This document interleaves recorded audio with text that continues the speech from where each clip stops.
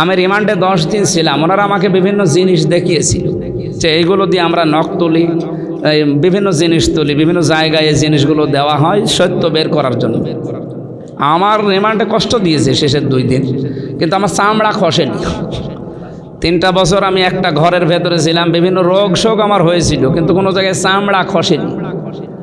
আল্লাহ কোরআনে কারিমে নাজ্জাআতাল লিশাওয়া দিয়েছে যে এমন ঘরে প্রবেশ করাবো, ঢুকতে দেরি, চামড়া খসতে দেরি হবে না। তার মানে আপনি নিজে কল্পনায় নিয়ে যান তো যে ঘরটা এত সহজ ঘর না, এমন একটা কঠিন জায়গায় আল্লাহ নিয়ে যাবেন আযাব দেওয়ার জন্য, যেখানে গেলে আগে চামড়া খসে যাবে। আল্লাহ আমাদেরকে হেফাজত করুন, বলেন আমিন। রাউসান ক্লাব চট্টগ্রাম কর্তৃক আয়োজিত মাসিক ধারাবাহিক মহাবিশ্বের মহাবিশ্বয় আমাদের মালিক, আমাদের মনিব, মহান রব্বুল ইজ্জাত ওয়াল জালাল, তার মুখের বাণী কোরআনে কারিম। কোরআন কেন্দ্রিক আলোচনায় যদিও একটা নির্দিষ্ট বিষয়ের ওপরে কথা বলার জন্য আমাকে বলা হয়েছে, কিন্তু আমরা কোরআন দিয়ে কথা, এরপরও এত দল এত মত কেন? আমি নাম নিলাম না, চট্টগ্রামে কি ফরিদপুরের এক জায়গায় গিয়েছিলাম। আসরের নামাজ আদায় করার পর ইমাম সাহেব ঘুরে বসলেন। অনেক কোরআনে কারিম থেকে একটা আয়াত তেলাওয়াত করার পরে অর্থ বললেন, ইয়া আইয়ুহাল্লাযীনা আমানুত্তাকুল্লাহা ওয়াবতাগু ইলাইহিল ওয়াসিলা ওয়াজাহিদু ফি সাবিলিহি লাআল্লাকুম তুফলিহুন। এই আয়াতটা পড়ার পরে বাংলা অর্থ করলেন, হে ইমানদারেরা, আল্লাহকে ভয় করো। আল্লাহ পর্যন্ত পৌঁছাতে হলে তোমাদেরকে একটা ওসিলা তালাশ করা লাগবে। সেই ওসিলা হচ্ছে এই যে পেছনে যিনি শুয়ে আছেন, এই পীর সাহেব। যে যা বললাম এতটুকু পর্যন্ত বলার পরে এর পরের শব্দ উনি আর বললেন। এ পর্যন্ত কি কোরআন দিয়ে কথা বলার পরে কি বুঝলেন? অনেকেই নাউজুবিল্লাহ অলরেডি বলে ফেলেছেন, অথচ আপনার কোরআন নিয়ে ওইরকম গভীর বিষয় আপনারা জাননি। আমি আমার ছোটোবেলা থেকে কোরআনের উপরে আছি ইনশাআল্লাহ, কারণ আমার কোরআনের উপরে হাফেজি পড়তে 6 মাসের কিছুদিন বেশি লেগেছিল। এরপরে কওমি মাদ্রাসায় কোরআন কেন্দ্রিক ছিল, আলিয়া মাদ্রাসায় কোরআন কেন্দ্রিক ছিল, বিশ্ববিদ্যালয়ে আমার তাফসিরে অনার্স মাস্টার্স, সব কোরআনের উপরে। আয়াত শোনার পরে বাংলা অর্থ শুনে আমি যা বুঝলাম, এখানে ওসিলা শব্দের ব্যাখ্যা উনি প্রথম বললেন যে ওসিলা তালাশ করো আল্লাহকে পাওয়ার জন্য, আর এই ওসিলা হচ্ছে এই জিনিস হয়ে আছে পীর সাহেব বা আল্লাহর ওলি। যে অর্থ হয়েছে, কথা কে দিয়ে বলেছে বলেন? যে নবীজি কি বললেন, মান ক্বালা বিহি সাদাকা, যারা কোরআন দিয়ে কথা বলে এরা কি বলে? এ কথা কি সত্য হয়েছে? ব্যাখ্যাটা হয়েছে কিন্তু মন গড়া। আবহমান কাল থেকে বিশ্বনবী মুহাম্মদ রাসূলুল্লাহ থেকে শুরু করে আজ পর্যন্ত যারা তাফসির লিখেছে, যদিও হক আদায় করতে কিয়ামতের আগে কেউ পারবে না। পারবে?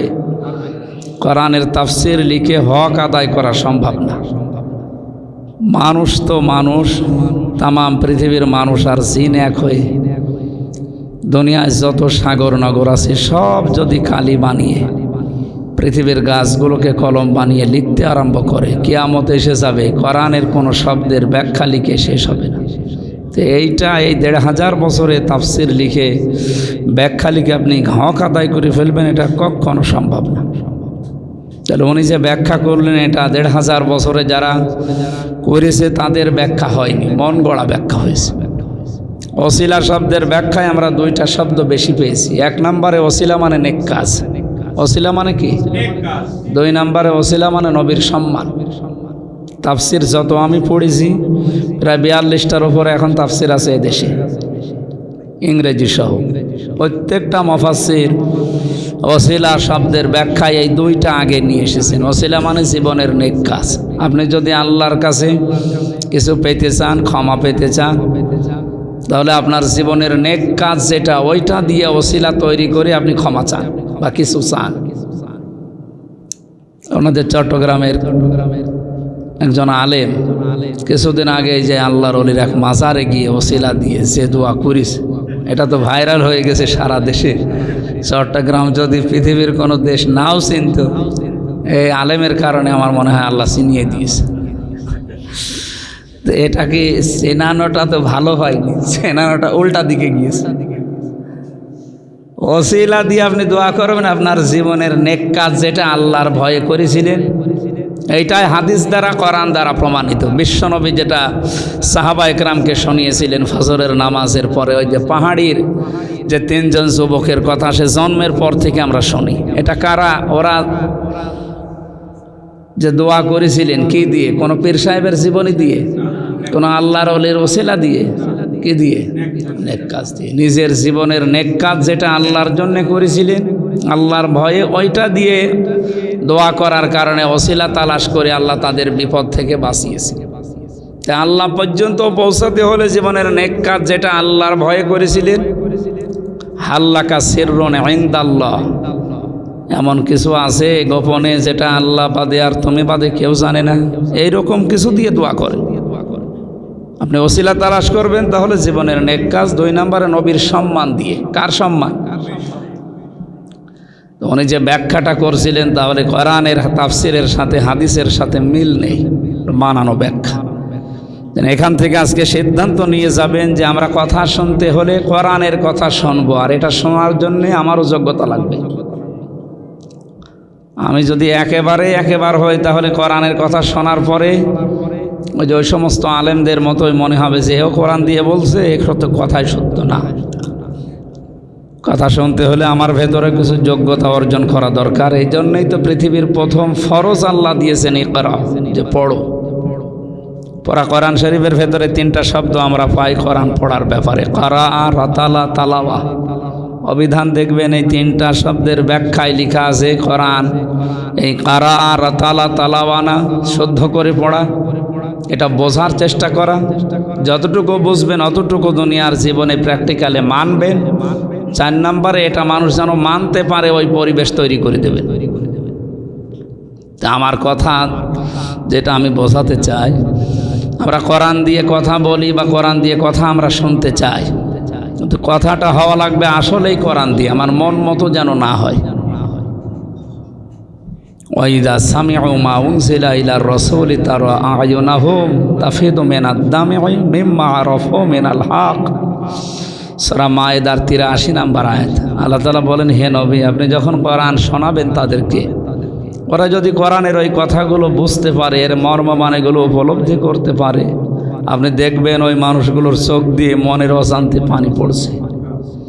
কোরআনের আলোচনা শুনলে সবার চোখে পানি আসবে না, এটা আবার বোঝার মতো আপনার যোগ্যতা থাকা লাগবে। এই দেশে আলেমদের ভূমিকা যেটা উম্মতের এই দুর্দিনে, আমরা সেই দিকে যাব ইনশাআল্লাহ।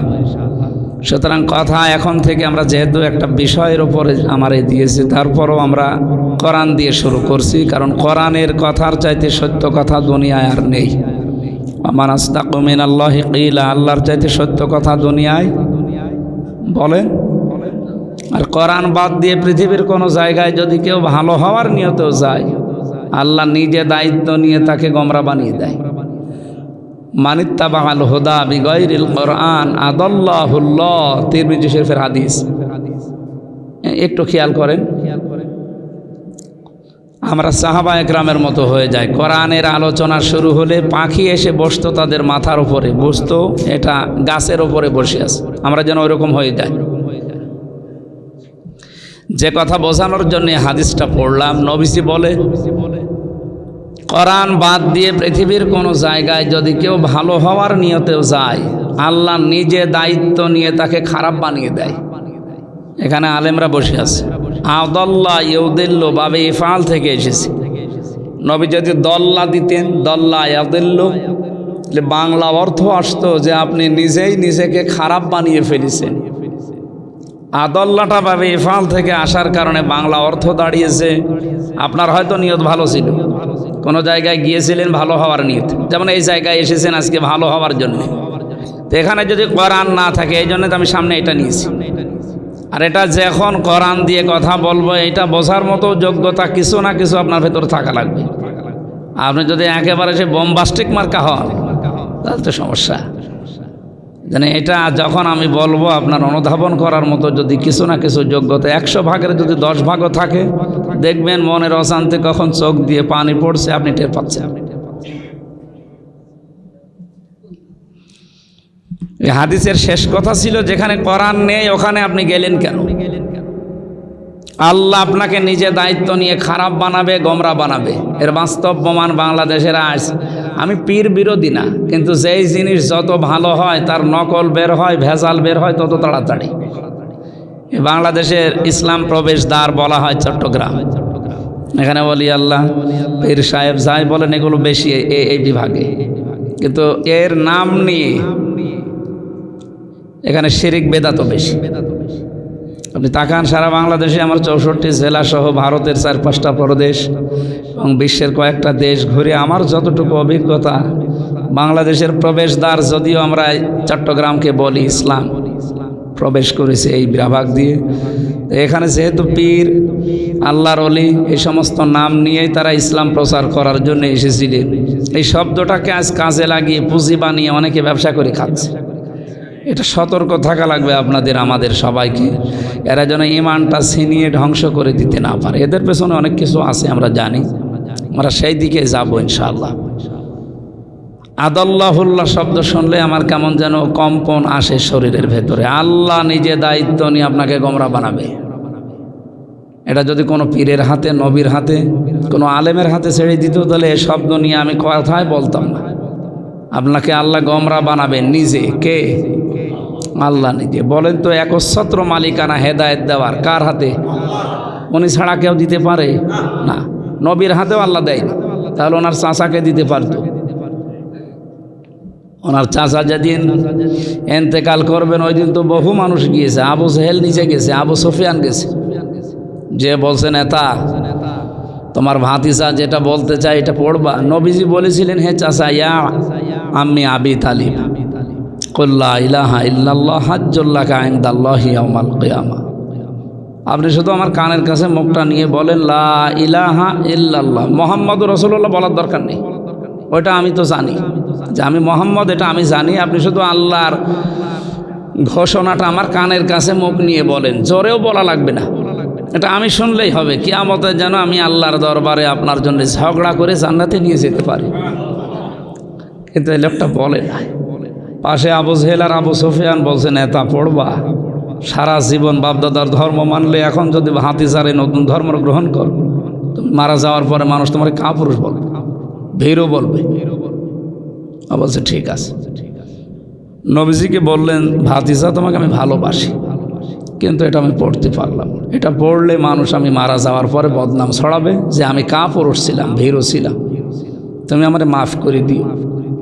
মাফ করার মালিক কে বলেন? নবীজির কাছে মাফ চাইলে হবে? নবীজি মন খারাপ করলেন, সঙ্গে সঙ্গে সূরা কাসাসের 56 নম্বর আয়াত নাযিল হয়েছে, ইন্নাকা লা তাহদি মান আহবাবতা ওয়ালাকিন্নাল্লাহা ইয়াহদি মান ইয়াশা ওয়া হুয়া আ'লামু বিল মুহতাদিন। হে নবী, আপনি মন খারাপ করেন কেন? হেদায়েত তার আপনার হাতে দেয়নি যে আপনি যাকে ইচ্ছা তাকে দিয়ে দেবেন।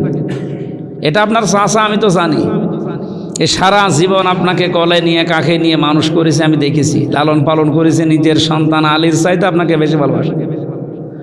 কোনোদিন আবু তালিব নিজের সন্তান আলীকে কাছে রাখে নাই। রাতের বেলায় এতিম মুহাম্মদুর রাসূলুল্লাহকে কাছে রাখত। এ ভালোবাসার কোনো কমতি আমি তার জীবনে দেখিনি। এ সারাটা জীবন আপনাকে আগলিয়ে রেখেছি। হাদিসটা যদিও দুর্বল, আমি শিক্ষার জন্য বলছি। কিয়ামতের ময়দানে এই লোকটার পায়ের নিচে আগুনের জুতা লাগানো হবে, 2টা। এই জুতার কারণে তার মাথার মগজ পর্যন্ত টকবক করে ফুটবে, অথচ পুরা শরীরের কোনো জায়গায় জাহান্নামের আগুন লাগবে না। হাদিস ব্যাখ্যা যারা করে তারা লিখেছেন কেন। মুহাদ্দিসিনে কিরাম বলেন, মুহাম্মদুর রাসূলুল্লাহর শরীর যেখানে লাগে ওই জায়গাটা আল্লাহ জাহান্নামে দেয় না। জাহান্নামের আগুনের জন্য আল্লাহ হারাম বানিয়ে দেন। যেহেতু ছোটবেলা থেকে তার বাড়িতে লালন পালন হয়েছে মুহাম্মদুর রাসূলুল্লাহ সাল্লাল্লাহু আলাইহি সাল্লাম, ও সব সময় নবীকে কোনো সময় মাথায় নিত, কাঁখে নিত, কোলে নিত, পিঠে নিত, বুকে রাখতো, কিন্তু কোনো সময় পায়ের কাছে রাখে না। এই যে পা দিয়ে নবীর শরীরটা কোনো দিন লাগে নাই, এই জন্য ওই জায়গাটা ফাঁকা আছে, ওখানে আল্লাহ আগুন দেবে। তার ভালোবাসা কোথায় পৌঁছিয়েছে আপনি বলেন। অথচ এই শেষ জায়গায় এসে বলছে মোহাম্মদ আমি মানতে পারলাম না, আমাকে মানুষ খারাপ বলবে। নবীজিকে আল্লাহ বলেছিলেন, হে নবী আমি জানি এটা আপনি ভালোবাসেন, আপনি চান, কিন্তু আমি আল্লাহ তো চাই হুয়া আ'লামু বিল মুহতাদিন, इसमें তাফসীর দিয়েছে। আমি জানি যে ভালো হেদায়েত পাবে কি। হেদায়েত দেওয়ার একচ্ছত্র মালিকানা আমি আল্লাহর হাতে, আমি আপনাকেও দেইনি। আপনাকে দিলে হয়তো বাংলাদেশ পর্যন্ত আসতো না। এটা শুধু কার হাতে? আল্লাহর হাতে আল্লাহ রেখে দিয়েছেন। হযরত আবু হুরায়রা একদিন একটা গাছের চারা লাগাতে গিয়ে উনি আনন্দ করছিলেন। সাহাবা একরাম বলে, তুমি তো শান্ত মানুষ, এত আনন্দ করো? এইমাত্র কোরআনের আয়াত নাযিল হয়েছে, ইন্নাকা লা তাহদি মান আহবাবতা, যে হে নবী আপনি যাকে ভালোবাসেন তাকে হেদায়েত দিতে পারেন না, আল্লাহ যাকে ইচ্ছা তাকে দান করে। এটা যদি আল্লাহ নিজের হাতে না রেখে মুহাম্মদ রাসূলুল্লাহকেও দিয়ে দিত, উনি ওনার বংশ ওনার আত্মীয় স্বজন দিয়ে শেষ করে দিত, আমি আবু হুরায়রা পর্যন্ত মনে হয় আসতো না। এই লোকটা যখন মারা গেল, চোখ বন্ধ হওয়ার পরে নবীজি মন খারাপ করে চলে গেলেন। কবরে দেওয়ার পরে কবরের পাশে দোয়া করেছিলেন, হে আমার মালিক তুমি আমার চাচাকে মাফ করে দাও। সঙ্গে সঙ্গে ফেরেশতা জিবরাইল এসে বলেছেন, হে নবী হাত নামান। কার জন্য হাত তুলেছেন? মা কানা লিন নাবিয়্যি ওয়াল্লাযীনা আমানু আইয়াস্তাগফিরু লিল মুশরিকিন ওয়ালাউ কানু উলি কুরবা মিন বা'দি মা তাবাজ্জানা লাহুম আন্নাহুম আসহাবুল জাহিম। সূরা তাওবা 11 নম্বর পারা 4 নম্বর পৃষ্ঠার 4 নম্বর লাইনের 113 নম্বর আয়াত। এটা ইবনে কাসিরে আছে। হে নবী আপনি হাত নামান। কার জন্য হাত তুলেছেন? কোনো নবীর জন্য, কোনো মুমিন ঈমানদারের জন্য শোভনীয় না, উচিত না, জায়েজ না যে কোনো মুশরিকের জন্য আল্লাহর কাছে ক্ষমা চাবে, যদিও ওইটা নিজের নিকট আত্মীয় হয়। এটা আপনার চাচা, আল্লাহ জানে, কিন্তু লোকটা তো মুশরিক। লোকটা কি? মুশরিকের জন্য ক্ষমা চাওয়া নবীর জন্যও জায়েজ না, ঈমানদারের জন্য জায়েজ না। অথচ আমরা আজ এই দেশে টাটকা মুশরিক দেখি মারা যায়, একেবারে নির্ভেজাল, টাটকা নির্ভেজাল মুশরিক মারা যাচ্ছে, আর আমরা মুসলমানেরা দোয়া করে ওরে জান্নাতে দিয়ে আসি, মনে হয় যে আমরা কন্ট্রাক্টর। এটা পুরা ধোঁকাবাজি, কোরআনের আয়াতের পুরা বিরুদ্ধে। যারা ওগুলো করে ওরা নাই বোঝে না। আপনি আলেম, আপনি তো বোঝেন, আপনি জেনে শুনে কাজ করছেন। আমি মাওলানা মামুনুল হকের সাথে 3 বছর ছিলাম পাশাপাশি রুম। উনি মাঝে মাঝে আমার একসাথে খাবার খেতাম, সকালে আর দুপুরে। আমার মনে হয় প্রায় প্রতিদিনই এই কথা আমার শোনাতেন। হামজা, বাইরে যদি যেতে পারি অন্তত আর যাই করি, কোনো কাফের মুশরিকের জানাজার নামাজে যাব না, পড়াবো না। কারণ জানাজা মানে সাক্ষী দেওয়া। নবীজি যদি তার চাচার জন্য সাক্ষী দিয়ে তার হাত আল্লাহ ফেরত দিয়ে দেয়, তা আমি মামুনুল হক হামজার কোনো গোনার ভেতরে আছে? আমরা ধোঁকা দিয়ে মানুষকে বোকা বানিয়ে মনে করি না আমরা দোয়া করলে ওরা তো মনে করে হ্যাঁ বড় হুজুর যখন। সম্মানিত ভাইরা, এই ধোঁকাবাজি বন্ধ করা দরকার আমাদের। বিশ্বনবী মুহাম্মদুর রাসূলুল্লাহ সাল্লাল্লাহু আলাইহি সাল্লাম এর পরেও তিনি চাচা আবু তালিবের জন্য মন খারাপ করতেন মাঝে মাঝে। আল্লাহ বলেন না, মুশরিকের জন্য ক্ষমা চাওয়া দোয়া করা জায়েজ নেই। ওয়ালা তুসাল্লি আলা আহাদিম মিনহুম মাতা আবাদা ওয়ালা তাকুম আলা কবরি। এটা সূরা তাওবার সূরা 80 নম্বর আয়াতের প্রথম অংশে আছে। হে নবী আপনি ওর জন্য দোয়া করা দূরের কথা, ওর কবরের পাশেও দাঁড়াবেন না। আজ এগুলো এই শক্তভাবে আল্লাহ যে ফোর্সে জানিয়েছেন, এভাবে যদি আমরা তুলে ধরতে পারতাম, আমার মনে হয় জাতির ভেতরে একটা বিপ্লব আসতো। যে অন্তত আমার জন্য যদি আমির হামজা না কাবার ইমামও দোয়া করে কাজ হবে না, কারণ নবীর দোয়া আল্লাহ ফেরত দিয়েছে। সুতরাং জীবন আমার পাল্টানো দরকার। ওরা ফিরে আসার চেষ্টা করতাম, কিন্তু কিছু নামধারী আলেমের কারণে এরা এমন এমন হাওয়া দেয়, হাওয়ায় আমরা ফুলে মনে করি কি হনুরে। আমাদের জীবনটা ধ্বংসের পেছনে এনাদেরও হাত আছে। আল্লাহ আমাদের হেফাজত করুন, আমিন। আমার কথা তুলেছিলাম আমরা যে যেখানে কোরআন নেই এই রকম জায়গায় যদি আমি যাই ভালো হওয়ার জন্যেও, আমাকে খারাপ বানিয়ে দেবে সরাসরি আল্লাহ নিজে। কারণ হেদায়েতের একচ্ছত্র মালিকানা নবীজিকে আল্লাহ দেয়নি, কোনো আলেমকে দেয়নি, কোনো ফেরেশতা, কোনো পীরকে দেয়নি। দিয়েছে শুধুমাত্র আল্লাহ নিজের হাতে। এই হাদিসের আদাল্লাহুল্লাহ শব্দের ব্যাখ্যা শুনলে আমার ভয় লাগে এই কারণে, কোরআন যেখানে নেই এখানে আপনি বুঝে যান আর না বুঝে যান, ভালো হওয়ার নিয়তে যান আর না যান, গেলেই আপনাকে খারাপ বানাবে কে? আজকের এই ময়দানে যদিও ছোট্ট পরিসরে আমরা এই সিদ্ধান্ত নিয়ে বাড়ি যেতে পারি না নবীর এই হাদিসকে সামনে রেখে, না এই কথার উপরে কোনো ভেজাল আছে? না, নেই। 100% সত্য কথা, নবীর কথা। সুতরাং বিশ্বাস করে আপনি এই সিদ্ধান্ত নিতে পারেন যেখানে কোরআন নেই, যেখানে কোরআনের কর্মসূচি চলে না, ওই রকম দলে ওই রকম পীরের দরবারে আমি আজকে থেকে আর নেই। এটা কি এই করিডর পর্যন্ত থাকবে না বাইরে যাবে? আমার তো মনে হয় এটা যদি আমরা বাইরে নিতে পারি তাহলে এই আলোচনা আজকে সাকসেস। মন থেকে আপনি সিদ্ধান্ত নিতে পারেন যেখানে কোরআন নেই ওই রকম দরবার যদি আমার বাবাও গঠন করে, ও দরবারে আমি আর নেই, কারণ ওখানে গেলে আমি ভালো হওয়ার নিয়ে তো গেলেও আমাকে খারাপ বানাবে কে? এটাতে খারাপ বানায় তার বাস্তব উদাহরণ তো আমরা দেখতেই পাই। আমার কুষ্টিয়ার লালনের মাজার, মানুষ কিন্তু আপনাদের এলাকা থেকেও যায়, ভালো হওয়ার নিয়েতে যায়। লোকটা কী ছিল সেটা আল্লাহ জানে আর লোকটা জানে, কারণ 194 না কত বছর পার হয়ে গেছে, তা আমরা জানবো কী করে?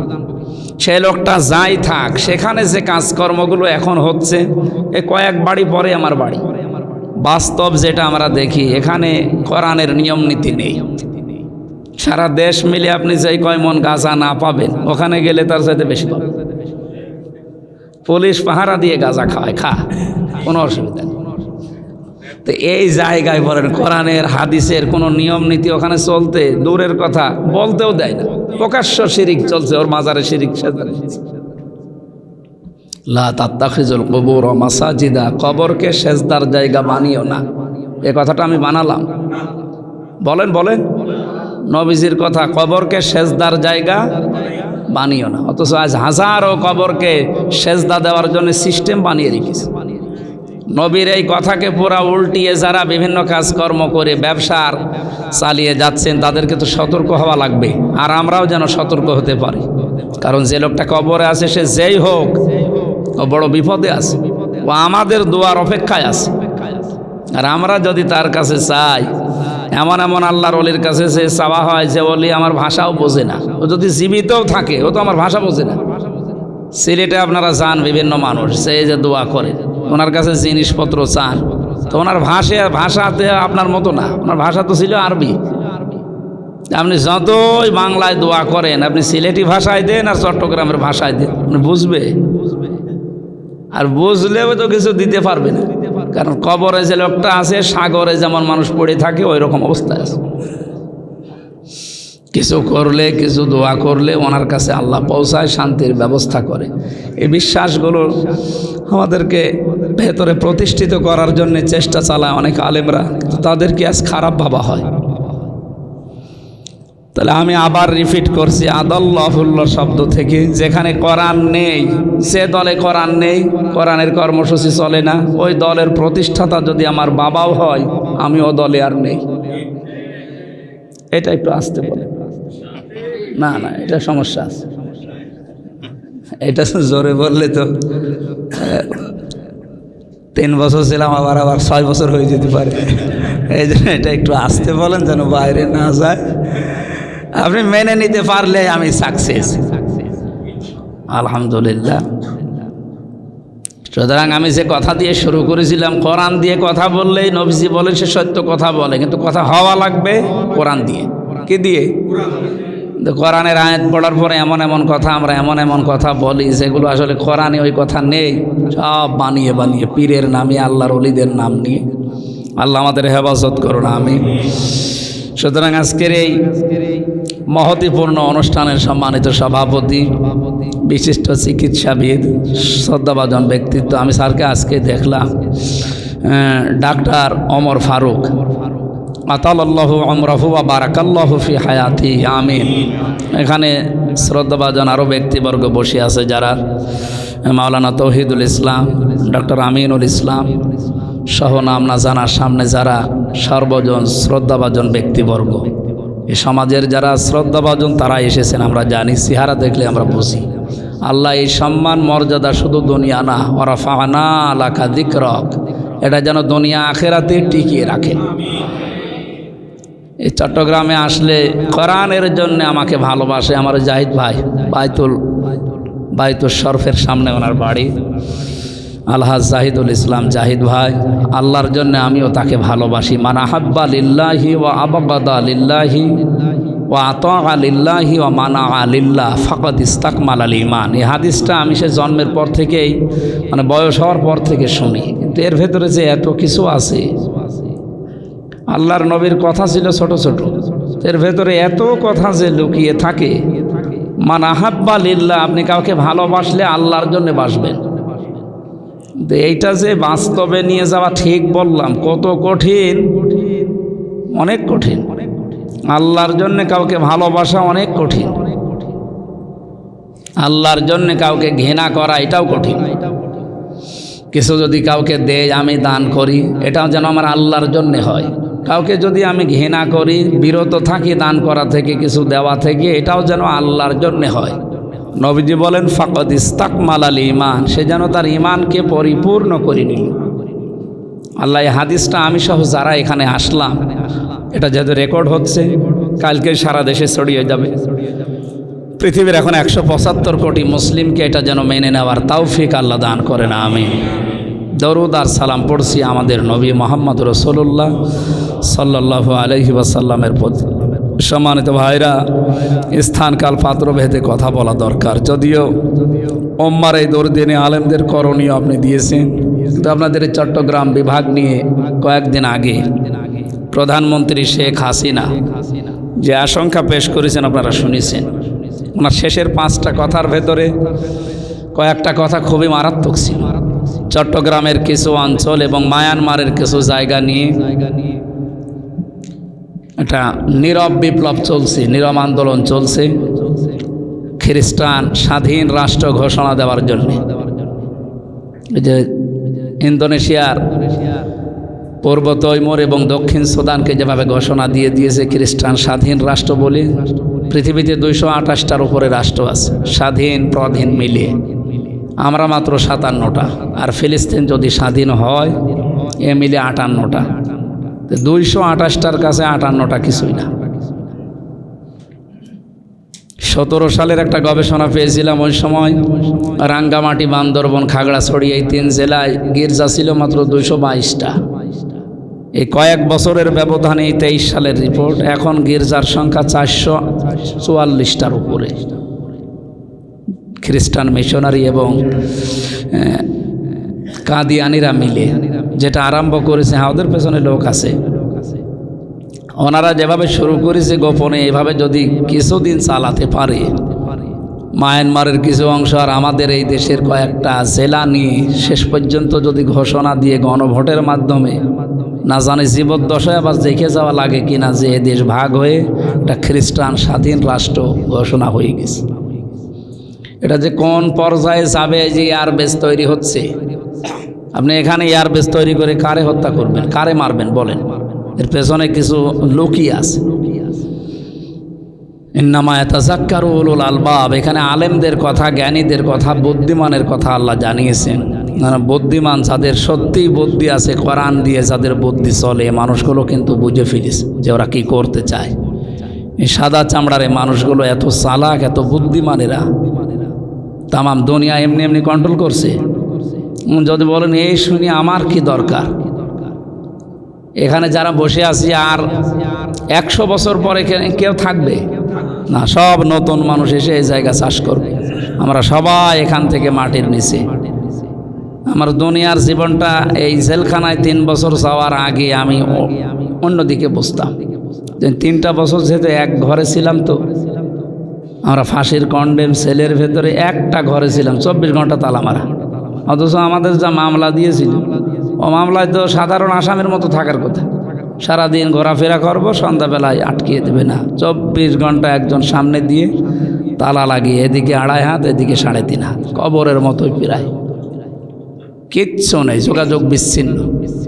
আমার মনে হয় কোরআন শরীফটা যদি না থাকতো, এমনি সাধারণ কোনো মানুষ হলো টেনশনে মরে যাওয়ার কথা। কোরআন শরীফ ছিল, আল্লাহ এর পেছনে সময় দিয়ে সময়টা কাজে লাগিয়েছিলেন।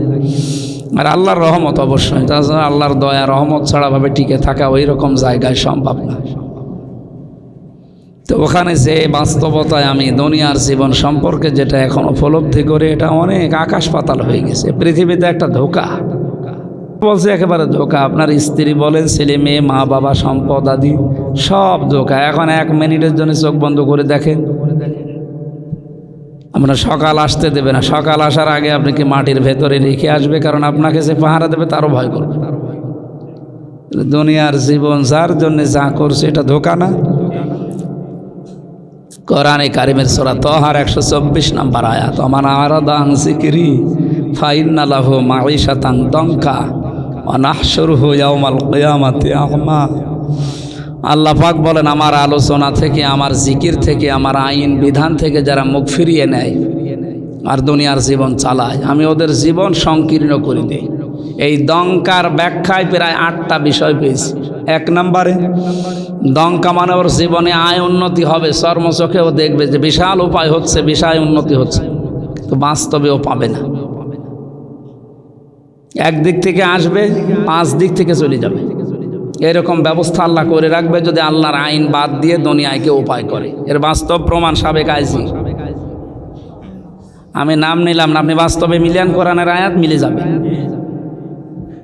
আল্লাহর আইন বাদ দিয়ে, কোরআনের নিয়ম নীতি বাদ দিয়ে কেউ যদি উপায় করে টাকা পয়সা, ওটা যে একদিক থেকে আসলে 5 দিক থেকে চলে যায়, এর চাইতে বড় উদাহরণ দুনিয়ায় আছে আর নেই। এটা শুধুমাত্র পৃথিবীর একজনের জন্য না, সবার জন্য আয়াত। আমি আবার বলছি, এটা রেকর্ড হচ্ছে, কোরআনের আইন বাদ দিয়ে কেউ যদি উপায় করে, সে যেভাবেই হোক, আপনি জীবনে ওই সম্পদ ভোগ করে যেতে পারবেন না। আপনি দেখলেন না ঝিনাইদহ এক এমপিকে এখন জানাজা করার জন্য একটা টুকরাও পাওয়া যাচ্ছে না। কত বড় নিকৃষ্ট মরণ আল্লাহ তারে দিয়েছে এবং কোথায় পৌঁছিয়েছে তার সম্মান বলে। কিছুদিন আগে একজন দিয়েছিল ফেসবুকে যে কলকাতায় এক খেজুর গাছের সাথে 2টা বিসি ঝুলে আছে, বলছে এটা হবে তো ওনার বিসি হবে। অথচ এটার বিসির দিকে আমি তাকালাম, দেখলাম ওটা ছাগলের বা গরুর হতে পারে, অত বড় বিসি মানুষের হয় না। আমি খোরাকি হাসির জন্য দেয়নি, বাস্তবে নিয়ে যার কোথায় আল্লাহ পৌঁছিয়ে দিয়েছে তারে। সম্পদ, যে সম্পদের জন্য তারে এই পর্যায়ে যে যাওয়া লেগেছে, 200 কোটির উপরে নাকি টাকা নিয়ে ভেজাল ছিল। তো বলেন 200 কোটি, আপনি মনে হয় হাত দিয়ে গণনা করলে আপনার জীবনে আর পারবেন না গণনা করতে, মেশিন ছাড়া। তো একটা মানুষের কয় টাকা লাগে দুনিয়ায় বেঁচে থাকতে? সম্পদ যারা কোরআনের আইন বাদ দিয়ে, আল্লাহর নিয়ম নীতি বাদ দিয়ে উপায় করছে, এখনও ওই তালে আছেন। আপনি বিশ্বাস করতে পারেন সূরা তাহার 124 নম্বর অনুযায়ী যে আপনার জীবনে আল্লাহ শান্তি কেড়ে নেবে, দঙ্কায় ফেলে দেবে, সংকীর্ণ অবস্থায় থাকবে। আয় উন্নতি হয়তো দেখবেন চর্মচোখে আসতেছে বিভিন্ন লাইন দিয়ে টাকা, ঘাটের টাকা আসে, মাঠের টাকা আসে, বাজারের টাকা আসে, বিভিন্ন টেন্ডারের, কিন্তু আসবে 5 দিক থেকে, যাবে 12 দিক থেকে, খুঁজেও পাবেন না রাস্তা। 2 নম্বর, ওই সম্পদ ভোগ করতে আল্লাহ আপনাকে দেবে না, কারণ আল্লাহ সবচাইতে বেশি এগিয়ে থাকেন জালেমদের উপরে। কাদের উপরে? ওয়ালা তাহসাবান্নাল্লাহা গাফিলান আম্মা ইয়ামালুজ জালিমুন। হে নবী, আপনি কি মনে করেন যে জালেমদের সম্পর্কে আমি কিছু জানি না? সবচাইতে বেশি খোঁজ রাখে আমি জালেমদের। ইন্নামাস সাবিলু আলাল্লাযিনা ইয়াজলিমুনান নাস, সূরা শূরা 25 নম্বর পারা, 6 নম্বর পৃষ্ঠা, 12 নম্বর লাইনের 42 নম্বর আয়াত, প্রথম অংশে আছে। যত তাফসীর আমি আয়াতের সাথে মিলিয়েছি, আমি আশ্চর্য হই। আল্লাহ বলেন আমি মামলা দেব। কে বলছে? আপনি বলেন তো কথাটার ওজন কত? আল্লাহ মামলার বাদী। আল্লাহ বলেন আমি মামলা দেব, কেস করব, অভিযোগ দেব তাদের বিরুদ্ধে। ইয়াজলিমুনা নাস, যারা মানুষ হয়ে মানুষের উপরে জুলুম করে।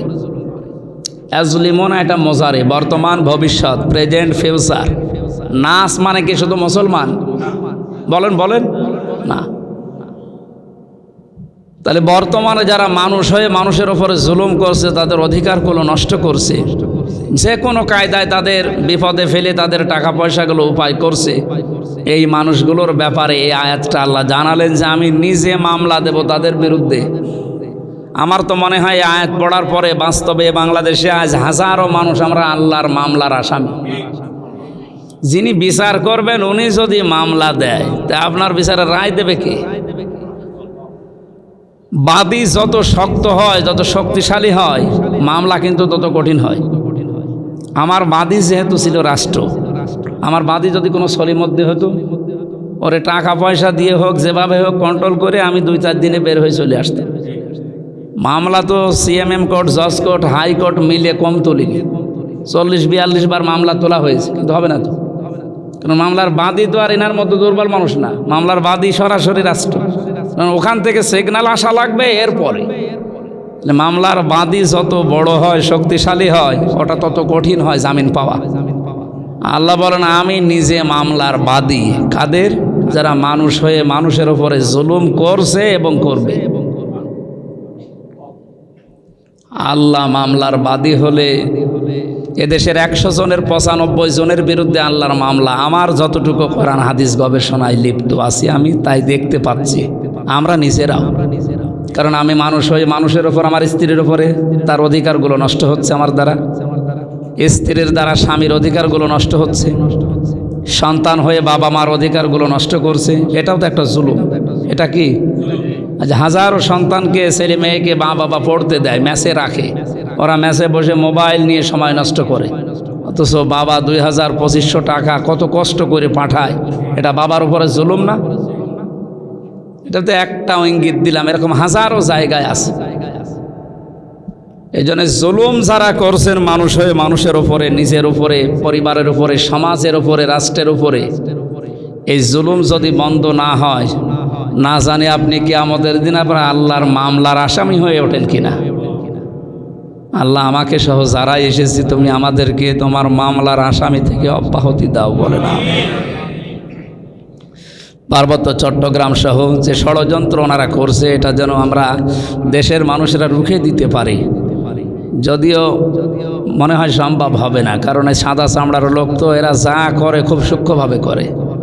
228টা রাষ্ট্র গণভোটের মাধ্যমে সুদানকে, দক্ষিণ সুদান যেমন, পূর্ব তৈমুর যেমন ঘোষণা অলরেডি দিয়ে দিয়েছে খ্রিস্টান স্বাধীন রাষ্ট্র, আমাদের দেশটাও যদি ভাগ হয়ে যায় এভাবে, জীবদ্দশায় আবার এটা দেখে যাওয়া লাগে কিনা আল্লাহ জানে। আল্লাহর ওপর আমরা দায়িত্ব দিচ্ছি আমাদের ইমান থেকে। আল্লাহ তুমি আমাদেরকে বাঁচাও, ওই স্বাধীন সার্বভৌম এই রাষ্ট্রটাকে তুমি রক্ষা করো। এটা যদি কিছু হতেই হয়, যেন কোরআনে কারিমের আইন চলছে এটা যেন আমরা দেখে মরতে পারি। কারণ এই 53 বছরে তো বিভিন্ন মানুষ চালিয়েছে আমরা দেখলাম, কিন্তু কাঙ্ক্ষিত মানের শান্তি আমরা পাইনি। কোরআন দিয়ে দেশ চললে কেমন দেখা যায় আপনি দেখেছেন? না, দেখেননি। কোরআন দিয়ে চললে কেমন দেখা যায় ওইটা দেখার জন্য দোয়া করছে আজকে মুসাফির অবস্থায়, মাজলুম অবস্থায়, অসুস্থ অবস্থায়। আল্লাহ যেন এই 56,000 বর্গ মাইলটা কিভাবে কোরআন দিয়ে চললে কেমন দেখা যায় এটা যেন দেখে মরার তৌফিক দেন। আজকে তেলাওয়াতকৃত আয়াত থেকে আমরা আরম্ভ করব। সূরা রদের 19 থেকে 24 পর্যন্ত কিছু কথা আল্লাহ আমাদেরকে জানিয়েছেন। আলেমদের ব্যাপারে যে কথা দরকার এখন, যেটা চলছে আপনারা প্রতিনিয়ত দেখতে পাচ্ছেন, যে বিষয়গুলো নিয়ে মানে কাদা ছড়াছড়ি হচ্ছে, এরা আসলে গভীর কোনো বিষয় নিয়ে ভাবে না। যারা এই ছড়াছড়ি করছে এরা যদি গভীর এই বাস্তবতা নিয়ে ভাবতো যে দেশই থাকবে না কিছুদিন পর, তখন আপনি কাদা ছড়বেন কোন দিকে? যেদিকে ছড়বেন ওই দিকে ওই কাদা ছড়তেও জায়গা পাবেন না। এই চিন্তা ভাবনা যাদের নেই, তারা এই হাত তোলা নিয়ে, আমিন বলা নিয়ে, নবী নূরের তৈরি না মাটির তৈরি, আমি গরম সন্নি, আমি ঠান্ডা সন্নি, এই নিয়ে আপনি আছেন ব্যস্ত। কয়েকদিন পর যে কথা বলার মতো জায়গাও পাবেন না। এই জন্য ওই সমস্ত বিষয় নিয়ে যারা চিন্তা ভাবনা করে তারা এই দিকে মন দেয় না। ওরা ওই পাতলা বুদ্ধির মানুষগুলো, আসলে নামের আগে আলেম লেখা আছে তো এই নামটা এখন কলঙ্ক হয়ে গেছে। উম্মার দিনে আলেমদের করণেতে, আলেম তো আলেমের মতো হওয়া লাগবে। ইন্নামা ইয়াখশাল্লাহা মিন ইবাদিহিল উলামা, উনি তেলাওয়াত করছিলেন না? পৃথিবীতে আল্লাহর যত বান্দা আছে সবচাইতে বেশি ভয় আল্লাহকে করে আলেমরা। কারা? আলেম কারা? নামের আগে মাওলানা, মুফতি, মুহাদ্দিস লেখা থাকলে আলেম। এতক্ষণ যিনি কথা বলছিলেন ডাক্তার ওমর ফারুক, জেনারেল শিক্ষিত মানুষ, তারা আলেম লাইনের মানুষ না।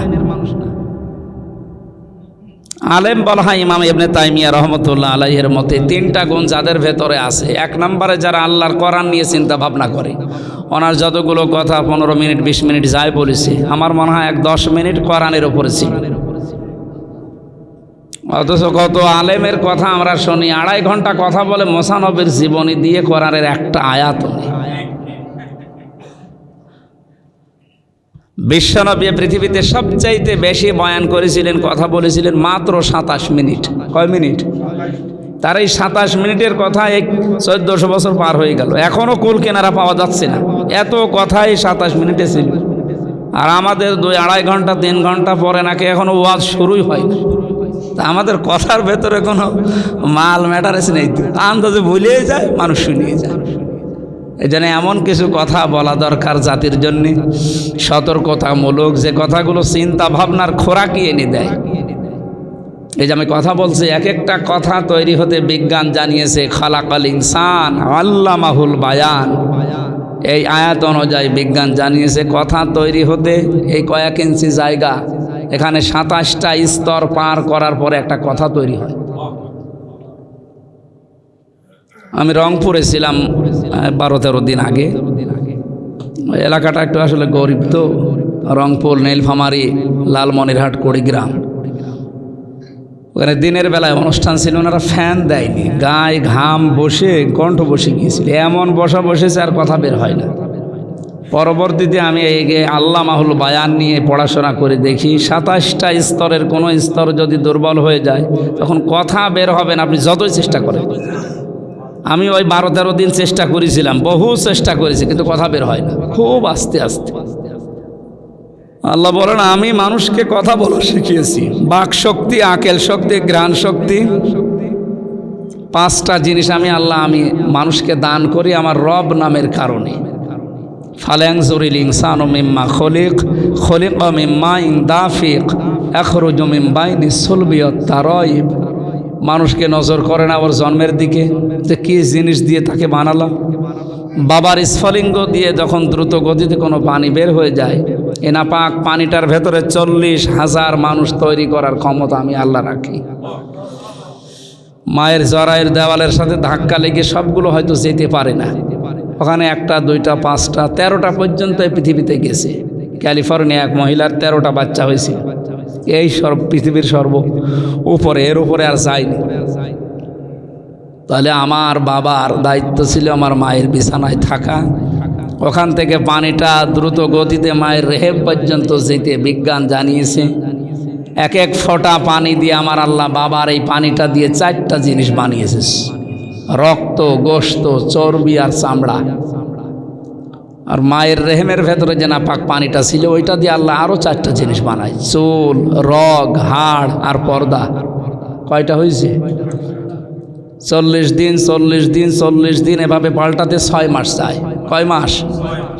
6 মাস পরে আমার আল্লাহ বলেন এখন খাবারের উদ্রেক দেখা দিয়েছে, খাবার লাগবেও, ওর খাবারের ব্যবস্থা করে। মায়ের মাসিক অসুখ বন্ধ করে দিয়ে নাভির সাথে নাভির তার দিয়ে আমার আল্লাহ খাবার পৌঁছায়।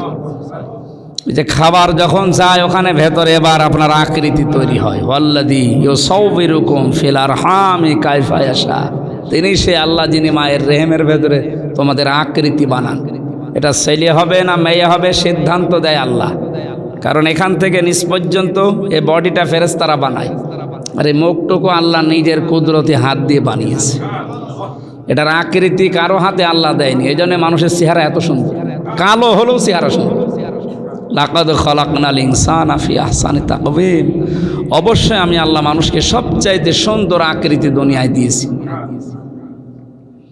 এই 8টা জিনিস হলে তো আর মানুষ হবে না। বিজ্ঞানের কাছে যান, বিজ্ঞান বলবে 13টা জিনিস লাগবে কমপক্ষে মানুষ পূর্ণাঙ্গ হতে।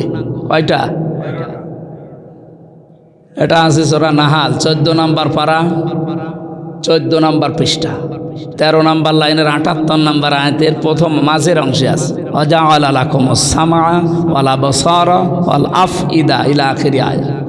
শ্রবণ শক্তি, দর্শন শক্তি, বাক শক্তি, আকেল শক্তি আর ঘ্রাণ শক্তি, এই 5টা জিনিস আমি আল্লাহ নিজে দান করি।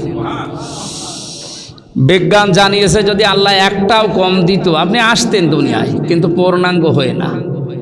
যদি বাক শক্তি না দিতেও বোবা হয়ে আসতেন, যদি আকেল শক্তি না দিতেও পাগল হয়ে আসতেন। পাগল আসে না? একটা বার যদি মানুষ চিন্তা করতো যে আল্লাহ এই 5টার ভেতরে একটা কম দিলে আমাকে আর মানুষ আমির হামজা বলতো না, আমার যদি দর্শন শক্তি না থাকতো মানুষ বলতো কানা। কি বলতো? যদি আমার শ্রবণ শক্তি না থাকতো মানুষ বলতো কালা। এই পাঁচটা যে আল্লাহ দয়া করে, আমি তো চাইনি, উনি দয়া করে আমাকে দিয়েছিল। এইটার শুকরিয়া আদায় করার জন্য তো সেজদা দেওয়া যায়। ৮ ৫ ১৩টা জিনিস এক হওয়ার পরে আল্লাহ যখন আকৃতি দান করেন, এরপরে আমার আল্লাহ দুনিয়াতে বের করার ব্যবস্থা নিজে করেন। এখানে যেহেতু মা বোনেরা আছে, সম্মানিতা মা বোনেরা, এটা রেকর্ড হচ্ছে। এই আয়াতের প্রথম শব্দ ছিল আল্লাহু আখরাজাকুম মিন বুতুনি উম্মাহাতিকুম লা তা'লামুনা শাইআ। ৮ ৫ ১৩টা জিনিস এক করার পরে এই যে বীর্য থেকে শুরু করে ১৩টা জিনিস দিয়ে পূর্ণাঙ্গ মানুষ করে মায়ের পেট থেকে বের করার দায়িত্ব হামজার। কার? আল্লাহু আখরাজাকুম, ওই আল্লাহ তোমাদেরকে বের করেন মিন বুতুনি উম্মাহাতিকুম, তোমাদের মায়ের পেট থেকে। সুতরাং মায়ের পেট থেকে কিভাবে বের করবেন এই দায়িত্ব কার? আমাদের মা বোনেরা এবং মেয়েদের। আমার স্ত্রীর মা যিনি, কি হয় আমার, মানে এনাদের আদরে সোহাগে শেষ পর্যন্ত আল্লাহ দায়িত্ব ছেড়ে দেয়। আল্লাহ বলছেন আমি বের করব, ১৩টা জিনিস আমি তৈরি করলাম, এখন বের করতে এই ১৪ নম্বরটা পারবো না। কিন্তু আমার শাশুড়ির কারণে ওনার মেয়ের প্রতি ওনার ভালোবাসা এত বেশি, শেষ পর্যন্ত হবে না, সিজার করে না। এটা আবার কাইটে দিন যারা ছাড়বেন না, আমার শাশুড়ির বাড়ি গেলে আবার খাওয়া দাওয়া বন্ধ হয়ে যায়। আমার শালা আবার আছে সাথে। আমি মা বোনদেরকে বলছি, আল্লাহ 13টা বিষয় যদি এক করতে পারে 14 নম্বরটা পারত। শুধু আমাদের ভরসা না থাকার কারণে আল্লাহ দায়িত্ব ছেড়ে দেয়। সন্তান পেটে আসতে দেরি, আলট্রাসাউন্ড করতে দেরি হয় না। এখানে ডাক্তার আছে, আপনি জিজ্ঞাসা করবেন এই যে আলট্রাসাউন্ড ছাড়া করে কোনো পুরুষ যদি মহিলার আলট্রাসাউন্ড করে, আমার মনে হয় এটা আসলে ঠিক না। মেয়েদেরকে দিয়ে তারপরও মেয়েদেরকে দিয়ে মেয়েদের আলট্রাসাউন্ড করাও ঠিক না। আপনার কি দরকার? এখন যেটা আছে ওইটাকে আপনি পরিবর্তন করতে পারবেন? আল্লাহর ওপরে ভরসা যখন মানুষ ছেড়ে দেয়, আল্লাহ বলে যা দেখি তোর ওই ডাক্তার দিয়ে কেটে হাইব্রিড বাচ্চা, তখন হাইব্রিডভাবে বের করা হবে। আমি আল্লাহ যেভাবে বের করার ইচ্ছা করেছিলাম আমি দায়িত্ব ছেড়ে দিয়েছি। আমি মাঝে মাঝে এই 5টা জিনিস নিয়ে যখন ভাবি, আল্লাহ যদি একটাও আমাকে কম দিত, এখন আমারে কেউ পূর্ণাঙ্গ হামজা বলে ডাক দিত না। কয়েকদিন আগে একটা সেমিনার দেখেছিলাম সৌদি আরবে, বাচ্চা 12-13 বছর বয়স হবে, আব্দুর রহমান। এই ছেলেটা কোরআনে কারিমের হাফেজ, আন্তর্জাতিক মানের হাফেজ। ওকে ডাক দিল, বিচারক বলছে তুমি তো অন্ধ, দেখতে পাও না, তো তোমার কোনো অভিযোগ নেই আল্লাহর উপরে? না না, আমার আল্লাহর উপরে কোনো অভিযোগ নেই। আমি আরো খুশি। খুশি মানে খুশি এই কারণে, কিয়ামতের দিন আল্লাহ রাব্বুল আলামিন আমাকে সামনে ডাক দিয়ে জিজ্ঞাসা করবে আমার প্রতিটি নিয়ামত সম্পর্কে, পা থেকে মাথা পর্যন্ত জীবন চালাতে যা লেগেছে সবগুলো। সুম্মা লা তুসআলুন্না ইয়াওমাইযিন আনিন নাঈম, কোনোটা বাদ যাবে না। আমার পা থেকে শুরু করে আল্লাহ যখন জিজ্ঞাসা করবে একটা একটা করে, আমার চোখ পর্যন্ত আসলে আমি আল্লাহকে বলবো আল্লাহ একটু দাঁড়া, আমার চোখ তো ছিল না। আপনি এ বিষয়ে আমাকে প্রশ্ন করতে পারেন না, অন্তত এই দিকে তাকিয়ে হলো আমারে মাফ করে দেওয়া যায়। ওর চিন্তা ভাবনা কোন দিকে দেখেছি? এটা যে কত বড় নিয়ামত এই চোখটা। আমি কুমিল্লাতে এক মাহফিলে ছিলাম, খাবার খাচ্ছিলাম, হঠাৎ এক অন্ধ আমার পাশে ছিল। বিদ্যুৎ চলে গেল। বিদ্যুৎ চলে যাওয়ার পরে আমরা সবাই চিল্লা পাল্লা করছে, এই তাড়াতাড়ি বিদ্যুৎ দেন, দেখতে পারি না, খাবার দেখা যায় না। অন্ধ আমার হাত চেপে ধরে বলছে, হুজুর আপনি চিল্লাচ্ছেন, মাত্র 2 মিনিট কারেন্ট চলে গেছে। অথচ আজ 42 বছর আমার জীবনে কারেন্ট নেই, আমি তো চিল্লালাম না। আপনারা সবাই হাউ খাউ করেন, চিল্লা পাল্লা করেন, জেনারেটর চালু করেন, কারেন্ট কই, আলোর ব্যবস্থা করেন। তা আমার তো জীবনে আলো থাকা না থাকায় 42 বছর সময় আমি তো চিল্লাইনি। আপনি 2 মিনিটে চিল্লান মানে? তো এই বাক শক্তির যে আল্লামাহুল বায়ান দিয়ে আল্লাহ যেটা দিতে চেয়েছিলেন, বিজ্ঞান জানিয়েছে এর ভেতরে 27টা স্তর আছে। মানে ধাক্কা লাগে, ধাক্কা লাগতে লাগতে শেষ পর্যন্ত এসে একটা কথা তৈরি হয়ে এই মুখের এই ছোট্ট জায়গা দিয়ে বের হয়। আর কোরআন হাদিসের ব্যাখ্যায় পড়েছি প্রত্যেকটা স্তরে একটা করে ফেরেশতা আল্লাহ বসিয়ে রেখেছে। আমরা কয়েকদিন আগে ছিলাম পটুয়াখালীর রাঙ্গাবালি, তরমুজ হয় এলাকায়, জাহাজে করে নিয়ে আসে, নৌকায় করে এসে যখন ট্রাকে তোলে ৩-৪ জনের এখান থেকে ছুঁড়ে মারে, আর একজন ধরে, আর একজন মারে, আর একজন ধরে, এভাবে ট্রাকে তোলে। এই ফেরেশতা যেগুলো বসে আছে এই কথাগুলো এই একটার কাছে আর একটা, একটার কাছে আর একটা এভাবে দেয়, অথচ কথা বলতে কয় সেকেন্ড সময় লাগছে। এটা হাদিস, নবীজি জানিয়েছেন যদি একটা ফেরেশতাও দায়িত্ব পালনে অবহেলা করে বা আল্লাহ একটু দায়িত্ব পালন করতে বলে থাক, আপনি কথা জীবনও বলতে পারবেন। খালাকাল ইনসান আল্লামাহুল বায়ান, তিনি মানুষ বানিয়েছে আর কথা বলা শিখিয়েছে। এটা যে কত বড় নিয়ামত আমি এই 12 দিন টের পেয়েছিলাম। এত দোয়া করেছি খালি কথা বলতে পারি আল্লাহ জান, কারণ মাহফিলগুলো নেওয়া আছে, না গেলে তো মানুষ কথাই বলতে না পারলে কি শুনবে। যত টাকা ডেকেছিলাম এই 12 দিনে শুধু কথা বলতে পারতাম না, তাই এভাবে যদি প্রতিটি নিয়ামতের ওইভাবে ডাকতে পারতাম আমি আল্লাহর ওলি হয়ে যেতাম। আমাদের উচিত আমাদের এই নিয়ামতগুলো যেন উল্টাপাল্টা দিকে ব্যয় না হয়, শুকরিয়া আদায় করার জন্য শরীরটা যথেষ্ট। কিছু যদি আল্লাহ না দেয়, সুস্থ রেখেছেন ব্যাস, এইটাই আলহামদুলিল্লাহ। আল্লাহ রাব্বুল আলামিন, আমি আলেমদেরকে জানাচ্ছি আজকের এই ভিডিওর মাধ্যমে, যেটা এখন দরকার এই বিষয়গুলো সামনে নিয়ে আসেন। যেগুলো সিলেবাসে নেই, মরণের পরে যেগুলোর হিসাব হবে না, ওইগুলো বাদ দেন। বিশ্বনবী মুহাম্মদুর রাসূলুল্লাহ তার দেশকে ভালোবাসতেন। যেদিন মক্কা থেকে মদিনায় হিজরতও করেছিলেন ওই দিন পর্যন্ত তিনি ক্রন্দন করেছিলেন। তিনি কাবার দিকে তাকিয়ে বলেছিলেন, কাবার মালিক, আমার ইচ্ছা ছিল তোমার ঘরের খেদমত করা, কিন্তু তোমার নিষ্ঠুর সন্তানেরা, এই কাবার নিষ্ঠুর সন্তানেরা আমার এখানে থাকতে দিল না, আমি চলে যাচ্ছি। সূরা কসসের 85 নম্বর আয়াতটা আল্লাহ ওই জায়গায় নাজিল করে তখন তাকে সান্ত্বনা দিয়েছিলেন, ইন্নাল্লাযী ফারাদা আলাইকাল কুরআন লারাদ্দুকা ইলা মাআদ। হে নবী, আমি কোরআনে কারিমের আয়াত আপনার জন্য ফরজ করে দিয়েছি। আমি আল্লাহ সান্ত্বনা দিয়ে আপনাকে যেই জায়গা থেকে বিদায় করে দেওয়া হচ্ছে খালি হাতে, শুধু আবু বকর আর তার খাদেমটা আছে, এমন একদিন আসবে লারাদ্দুকা, লামে তাকিদ দিয়েছেন, অবশ্যই আপনাকে আমি এই জায়গায় ফিরিয়ে নিয়ে আসবো। তখন আপনি আর একা না, আপনার সাথে থাকবে অসংখ্য আবু বকর। যখন তিনি 10 বছর পরে এসেছিলেন, একা আবু বকর ছিল, একা খাদেম ছিল, 10,000 মানুষ ছিল। আমরাও আশা করছি উম্মতের এই দুর্দিনে আলেমদের ওই রকম চিন্তা ভাবনা, এরকম ভূমিকা হওয়া দরকার। মায়ের নিচে মাটি থাকছে না সে সমস্ত নেই, খাবারের পরে মোনাজাত করবে না নামাজের পরে মোনাজাত করবে, এই নিয়ে মারামারি করছে। এখন বলেন তো, নবী নূরের তৈরি ছিল না মাটির তৈরি ছিল? মরণের পরে প্রশ্ন হবে। তো যেটা সিলেবাসে নেই ওইটা নিয়ে আপনি সময় নষ্ট করছেন কোন কারণে? পরীক্ষা শুরু হলে তো আপনি পাশ করতে পারবেন না। যেন আলেম যারা আছি আমরা এ বিষয়ে সতর্ক হওয়া লাগবে। ওয়াইন্নাহু লাযিকরুল লাকা ওয়া লিকাওমিকা ওয়া সাওফা তুসআলুন, সূরা যুখরুফ 25 নম্বর পারা 11 নম্বর পৃষ্ঠা 9 নম্বর লাইনে 44 নম্বর আয়াত।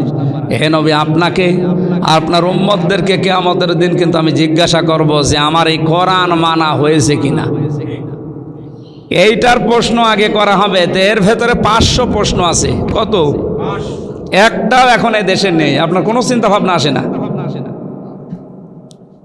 এই জন্য সূরা রদের এই 19 নম্বর আয়াতে আল্লাহ ইঙ্গিত দিয়েছেন এটা যে আলেম, বুদ্ধিমান, জ্ঞানী, যারা উপদেশ গ্রহণ করার মতো এই মানুষগুলোর জন্য আমি আল্লাহ শুরু করছি। কোরআনে কারিমে আল্লাহ জানিয়েছেন, ফামা ইয়ালামু আন্নামা উনসিলা ইলাইকা মির রাব্বিকাল হাক্কু কামান হুয়া আ'মা।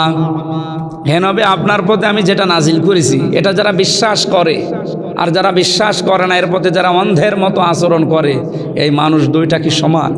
কখনো না। এই জন্য বাংলাদেশ সহ বিশ্বে যারা কোরআন কেন্দ্রিক জীবনযাপন করে আর কোরআনের বাইরে যাদের জীবনযাপন, কখনো এদের এক প্ল্যাটফর্মে আপনি দেখতে পাবেন না। লা ইয়াস্তাওয়ি আসহাবুন নারি ওয়া আসহাবুল জান্নাহ, আসহাবুল জান্নাতি হুমুল ফাইজুন। জান্নাতি মানুষ আর জাহান্নামী মানুষ কখনো সমান না।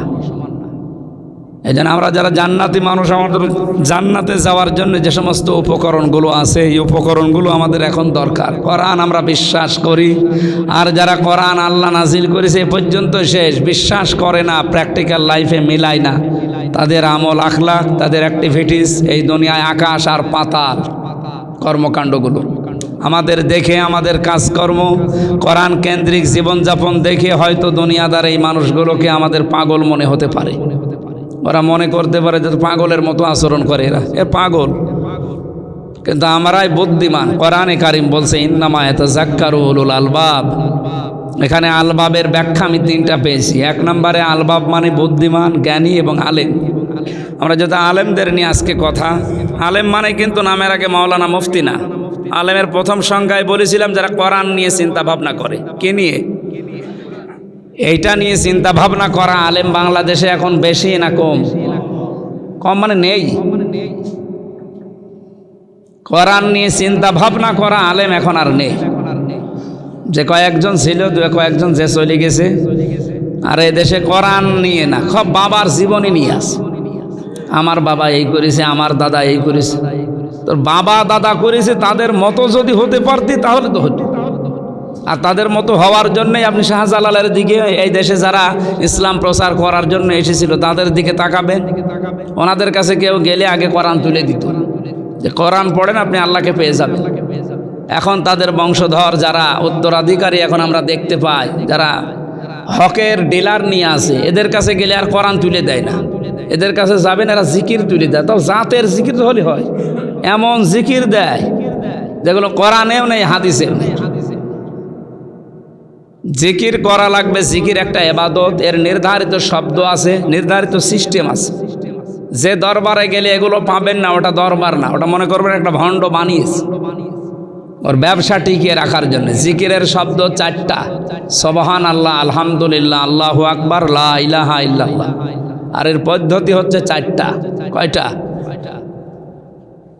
সূরা আরাফের 205 নম্বর আয়াতে আল্লাহ ব্যাখ্যা দিয়েছেন, হে নবী আপনি এই পদ্ধতিতে জিকির করবেন। আযকুর রাব্বাকা ফি নাফসিকা তাদাররুআ ওয়া খিফাতা ওয়া দুনাল জাহরি মিনাল কওলি বিল গুদুবি ওয়াল আসাল ইলা আখির আয়াত। এক নম্বরে আপনি মনে মনে জিকির করবেন, 2 নম্বরে ভীত সন্তুষ্ট হয়ে, 3 নম্বরে কান্না জড়িত কণ্ঠে, 4 নম্বরে উচ্চ আওয়াজ বাদ দিয়ে। 48,000-এর উপরে দরবার এখন এই বাংলাদেশে পীরের। একটা দরবার দেখান তো এই 4টা সিস্টেম মেনে জিকির হচ্ছে, ওই 4টা শব্দ দিয়ে বলেন আমি সেখানে যাব। কত দরবার তো ঘুরে আসলাম, কই কোনো জায়গাতে এগুলো পাচ্ছি না। তার মানে কোরআন কেন্দ্রিক, হাদিস কেন্দ্রিক নিয়ম নীতি যে দরবারে নেই, ওটাকে আসলে দরবার, ওটা ওদের জিকিরও না, ওটা ওদের ফিকির। এই জন্য সতর্ক হওয়া লাগবে। এই কথাগুলো বললে ওদের ব্যবসায় ভাটা পড়ে, তো তখন প্রশাসনের কাছে যে নালিশ দেয় যে পীর বিরোধী, এ আলেম ওলামা দেখতে পারে না, এ আল্লাহর ওলি বিরোধী। তা আল্লাহর ওলি বিরোধী কে বলেছে? তো ওলিই না।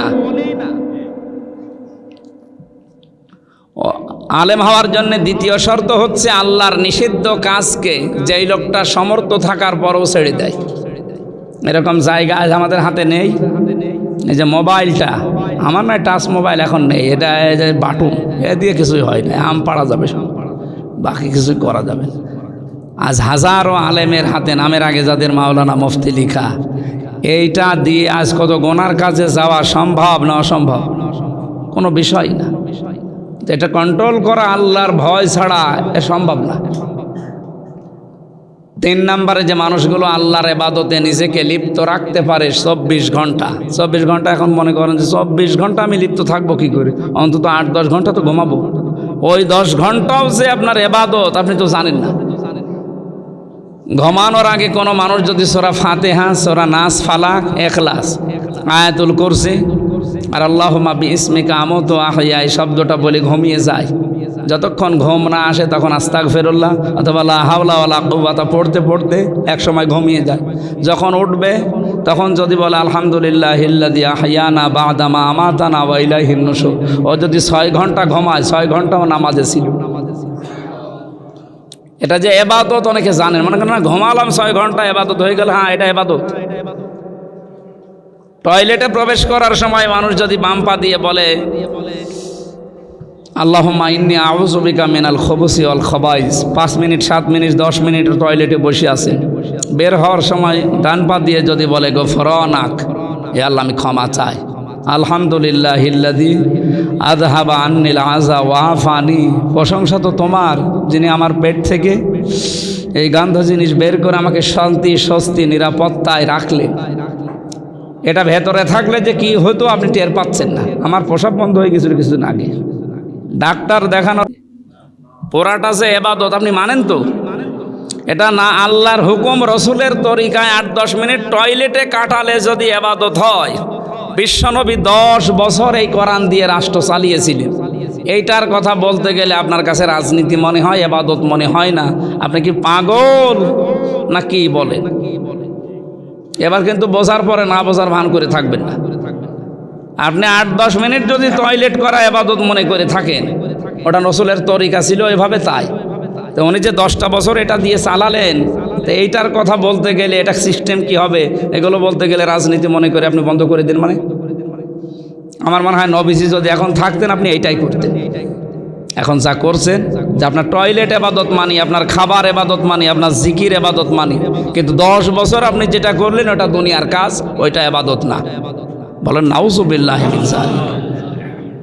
এই জন্যে হাদিস পড়েছিলেন, মাংতা মাসাকা বিসন্নাতি ইনদা ফাসাদি উম্মতি ফালাহু আজরু মিয়াতি শাহিদ। আমার উম্মতের যখন দুরবস্থা হলে দুর্দিন চলবে, ওখানে লেখা আছে দুর্দিন। উম্মতের দুরবস্থা এখন কি চরমে পৌঁছিয়েছে না? এই দুরবস্থায় যদি কেউ একটা মরা সুন্নত জিন্দা করতে পারে, সে কিয়ামতের দিন 100 গলা কাটা শহীদের সওয়াব নিয়ে উঠতে পারবে। 100 দেওয়ার দরকার কি? মিয়াতি শাহিদের একটা হলেই তো হয়। একটা শহীদের সওয়াব নিয়ে কেউ যদি কিয়ামতে উঠতে পারে, ও জান্নাতি।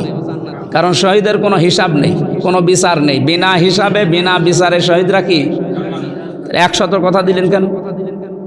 আমি বলছিলাম না, নবীর প্রত্যেকটা কথা গবেষণামূলক, চিন্তা ভাবনা করেন, ওখান থেকে আপনি কিছু বের করতে পারবেন।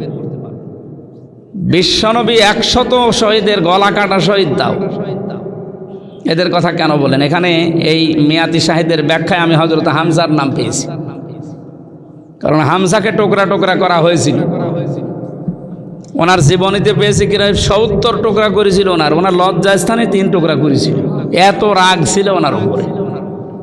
ওহদ পাহাড়ের ওই পাদদেশে দাঁড়ালে আমার মনে হয় এখনো, আমি কয়েকবার গেলাম, মনে হচ্ছে যে এখনো হযরতে আমির হামজা জিন্দা বসে আছে। ওনার টুকরাগুলো যখন খুঁজছিল, খুঁজে খুঁজে সবগুলো পাওয়া যায়নি। যেইগুলো পাওয়া গেছে রেখেছে, লজ্জাস্থানের 2 টুকরা পাওয়া গিয়েছিল, একটা পাওয়া যায়নি। বিশ্বনবী মুহাম্মদ রাসূলুল্লাহ ওই দিন শিশুর মতো কেঁদে উঠেছিলেন, কারণ বাবার পরে ওনার তো বাবা নেই, বাবাকে পাননি।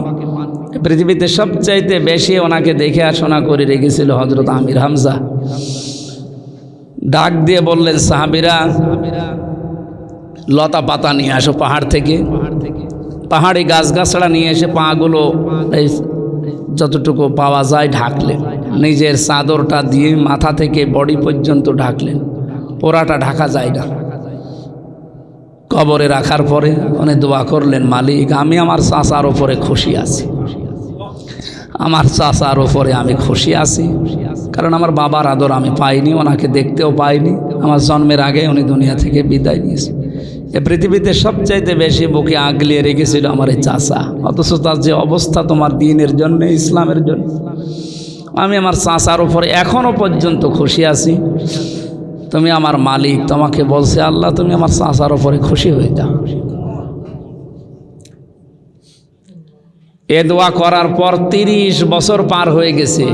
মদিনায় একবার ব্যাপক ঢল হয়েছিল। এ ঢলে তার কবরটা ভেঙে তাজা রক্ত বের হয়ে আসছিল। ওই সময় যারা ছোটবেলায় যুদ্ধ করেছিল এখন তারা মুরব্বী হয়ে গেছে। এই রক্ত অনুসন্ধান করতে গিয়ে দেখে হযরত হামজার সেই কবর ভেঙে রক্ত বের হয়েছে। যেখানে যেখানে কাফেররা আঘাত করেছিল টুকরা টুকরা, ওই জায়গা দিয়ে ফেনকি দিয়ে রক্ত বের হচ্ছে, তাজা রক্ত। আমার প্রশ্ন হচ্ছে, মানুষ যদি খাবার না খায় রক্ত তৈরি হওয়ার কথা না। তার মানে কোরআনে কারিমের ওয়ালা তাহসাবান্নাল্লাযিনা কুতিলু ফি সাবিলিল্লাহি আমওয়াতা, বালা হায়াউন ইনদা রাব্বিহিম ইরসাকুন। যারা আমি আল্লাহর জন্য জীবন দেয় এদেরকে তোমরা মৃত বলবো না, এরা তো জীবিত এবং আমি আল্লাহ তাদের খাবার খাওয়াই। আল্লাহ যে খাবার খাওয়ায়, খাবার খেলে যেহেতু রক্ত তৈরি হয়, এটার বাস্তব প্রমাণ হামজা। ঘুমিয়ে থাকলে খাবার খাওয়া লাগে না। এই যে মুরব্বী যদি এখন ঈমান নিয়ে মারা যায়, কবরে রেখে দেবেন, ঘুমিয়ে থাকবে, এ পর্যন্তই শেষ, আগে পরে আর কিচ্ছু নেই। কিন্তু শাহাদতের মরণ যদি পায়, মানে কবরে দেওয়ার পরে ঘুমাবে না, জীবিত থাকবে এবং কিয়ামত পর্যন্ত আল্লাহ ওনাকে খাওয়াবে। আমার জেলখানার 3টা বছরের তাহাজ্জুদের নামাজ আমি যতদিন পড়েছি, প্রায় প্রতিদিনের আমার সেজদায়, আমার তো নিজের কথা বলছি এই কারণে, কারণ আমি নিজে করেছি এটা। আমাদের সেজদা ছিল প্রায় 40-45 মিনিট, 1 ঘন্টা করি। কারণ কোনো কাজ নেই, কাম নেই, 24 ঘন্টা এক ঘরের ভেতরে বসে থাকা, কোরআন শরীফ পড়া, সে নামাজে পড়েন আর বাইরে পড়েন, এছাড়া তো কোনো কাজ নেই। এদিকে 10টার পরে লাইট বন্ধ করে দিত, মানে ঘুমানোর আদেশ দিত, ঘুমিয়ে পড়েন। ওদিকে রাত 2টা-2:30টায় উঠে 2 রাকাত নামাজে 1-1.5 পারা পড়ে 40-45 মিনিট একটা করে সেজদায় কেটে যেত। প্রতি সেজদায় এইটাই বলতাম, আল্লাহুম্মা ইন্নী আসআলুকা শাহাদাতান ফি সাবিলিক। আল্লাহ, এমনিতে আমি মরণ চাই না, শাহাদতের মরণ চাই। বের হওয়ার পরে এদেশে আমি ওপেন বলছি, এটা রেকর্ড হচ্ছে, ছড়িয়ে যাবে, ওপেন বলছি। বের হওয়ার পরে বাস্তবতায় দেখলাম যে শহীদ হওয়ার জন্যে, শাহাদতের মরণ পাওয়ার জন্যে এই দেশে অন্তত যে সমস্ত মানুষ ইসলামী শব্দটা নিয়ে কাজ করছে, ইসলাম এই শব্দ নিয়ে কাজ করছে, তাদের ভেতরে আমার কাছে একামতে দিন প্রতিষ্ঠিত করতে চায় যারা, তাদের অ্যাক্টিভিটিস, কাজ কারবার, কোরআন হাদিস যতটুকু বুঝিয়ে অনুযায়ী আমার কাছে ভালো লাগে। এই জন্য আমি অ্যাক্টিভ হতে চাই, এইটাই অ্যাক্টিভ হয়ে কাজও করি। কারণ আমার আসল টার্গেট, আমি কুকুর সিরগারের মতো মরব না, আমি মরতে চাই শাহাদতের মরণ নিয়ে। আমি যেন মরণের পরে একেবারে আবাহমান কাল পর্যন্ত জীবিত থাকতে পারি, আর আল্লাহ যেন আমাকে খাবার খাওয়ায়, যেটা আমার নামে নাম হজরতে হামজা, নবীজির চাচা, ওনার জীবনে পাওয়া গেছে যে রক্ত বের হয়ে আসছিল। তার মানে খাবার না খেলে রক্ত তৈরি হয় না, আর জীবিত না থাকলে, জেগে না থাকলে মানুষ খাবারও খায় না। ঘুমিয়ে থাকলে খাবার খায়?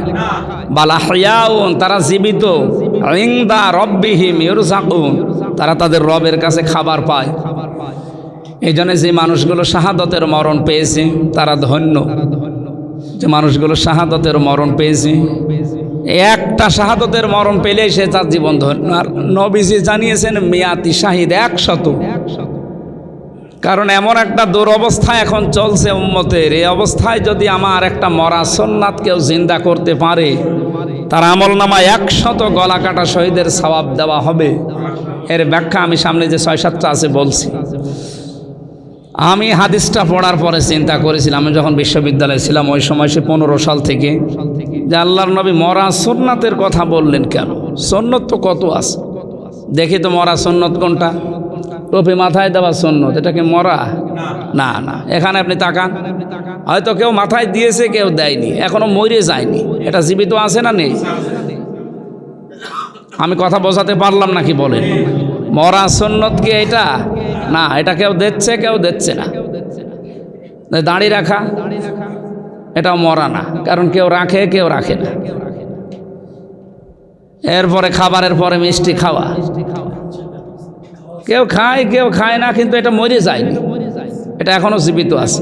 একটা একটা করে আমি প্রায় সুন্নত যত মাথা থেকে পা পর্যন্ত মিলিয়ে দেখলাম, না কোনোটা তো মারা যায়নি, একটা মারা গেছে। কয়টা? একটা মারা গেছে। 10 বছর নবী এই কোরআন দিয়ে রাষ্ট্র চালিয়েছিলেন, এটা সুন্নাত, এই সুন্নত মরে গেছে। আপনি কোন দিকে নেবেন আমি জানি না, এইটাই বাস্তব। আপনি যদি এইটা মরা সুন্নত বলেন, না আমি মরা বলবো না, কারণ কেউ রাখে, কেউ রাখে না, এটা মরে যায়নি একেবারে। এটাও সুন্নত, মরা না, এটাও আছে। খাবারের পরে মিষ্টি খাওয়া, এটা তো আরো বেশি আছে। অন্য সুন্নত না মানলেও এটা মানে অনেকে। তার মানে একটা সুন্নত আমরা দেখতে পাচ্ছি মারা যায়নি। মাংতা মাসাকা বি সুন্নাতি ইনদা ফাসাদি উম্মতি, আমার উম্মতের যখন দুরবস্থা চলবে, ওই সময় যদি একটা মরা সুন্নত কেউ জিন্দা করতে পারে, ফালাহু আজরে, যে ফা দিয়েছেন মাঝখানে,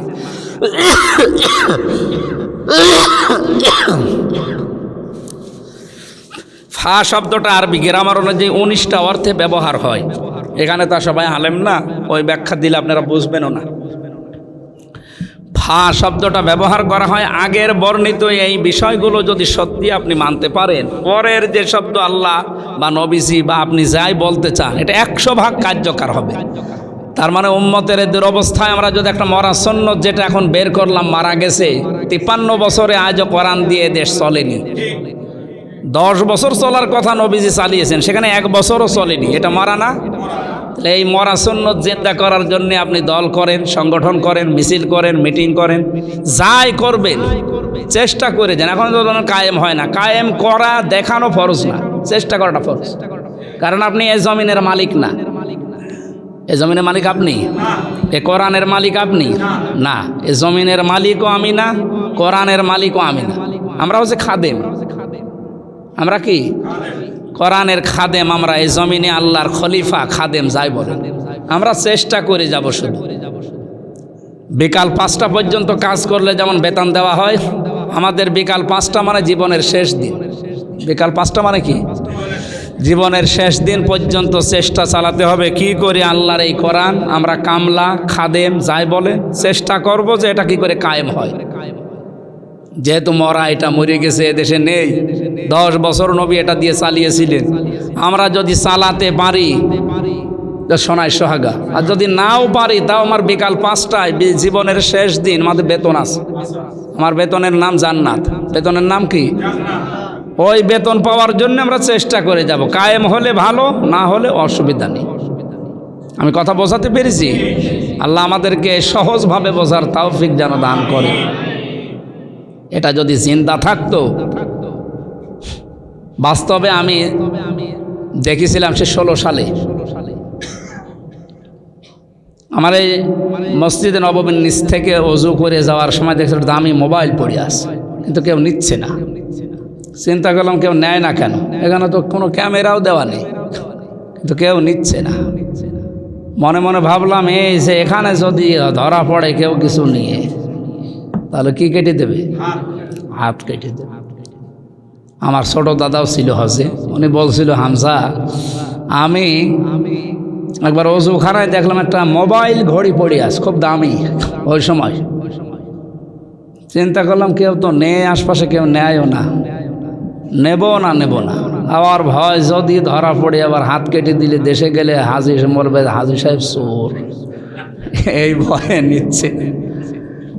দামি জিনিস তো এতে ফেলে রাখলেও তো সমস্যা। আশপাশে তাকিয়ে দেখলাম যে কেউ নেই, তুলে নিলাম। হারানোর জিনিস যেখানে জমা দেয় মসজিদে নববীর সামনে, ওখানে জমা দিলাম। জিজ্ঞাসা করলাম যে ভাই জিনিসের দাম কেমন হবে? উনি ওনার ভাষা দিয়ে আমারে বলছে, ইয়া হাজিউল হুজ্জাত আইনা বিলাদুকা, আপনার দেশ কোথায়? উনি বলছে জি তুমি বাংলাদেশ। আমি বাংলাদেশ থেকে এসেছি।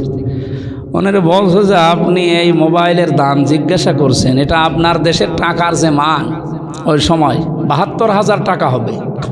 কত? ৭২,০০০ টাকার মোবাইল পড়ে আছে, কেউ নিচ্ছে না। আমাদের দেশে থাকবে ৭২ পয়সা থাকে না। আমার ভার্সিটিতে থাকাকালীন বিশ্ববিদ্যালয়ে এক বন্ধু ছিল, খুব দুষ্টু, মানে এত দুষ্টু। কুষ্টিয়া থেকে যাবে ঢাকায়, নর্মাল এক কোচে উঠেছে। কিছু দূর যাওয়ার পরে ওর পেটের সমস্যা। বোঝায় ড্রাইভার সাহেব গাড়ি থামান, আমি নেমে যাব। না, এ গাড়ি থামবে না, তোর যদি বেশি অসুবিধা হয় তো পেছনে বসে বসে আল্লাহ আল্লাহ কর।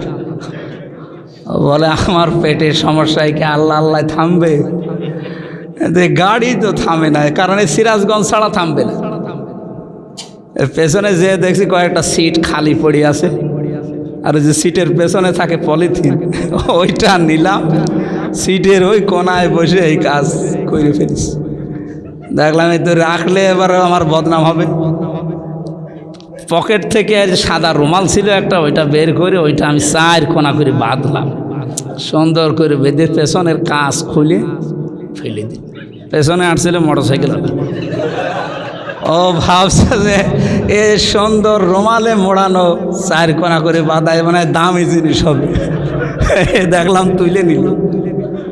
ও বলছে তুলে নিল ঠিক, তো বাড়ি যেই টের পাবে যে কোন দামি জিনিস।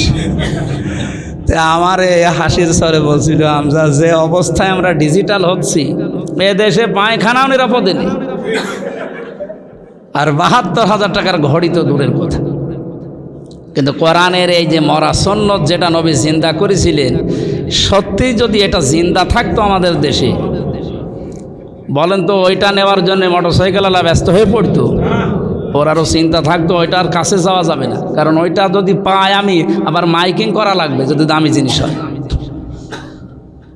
এই জন্য এই মরাটা জিন্দা করার জন্য আমরা চেষ্টা চালাবো। আল্লাহ আমাদেরকে তৌফিক দিন।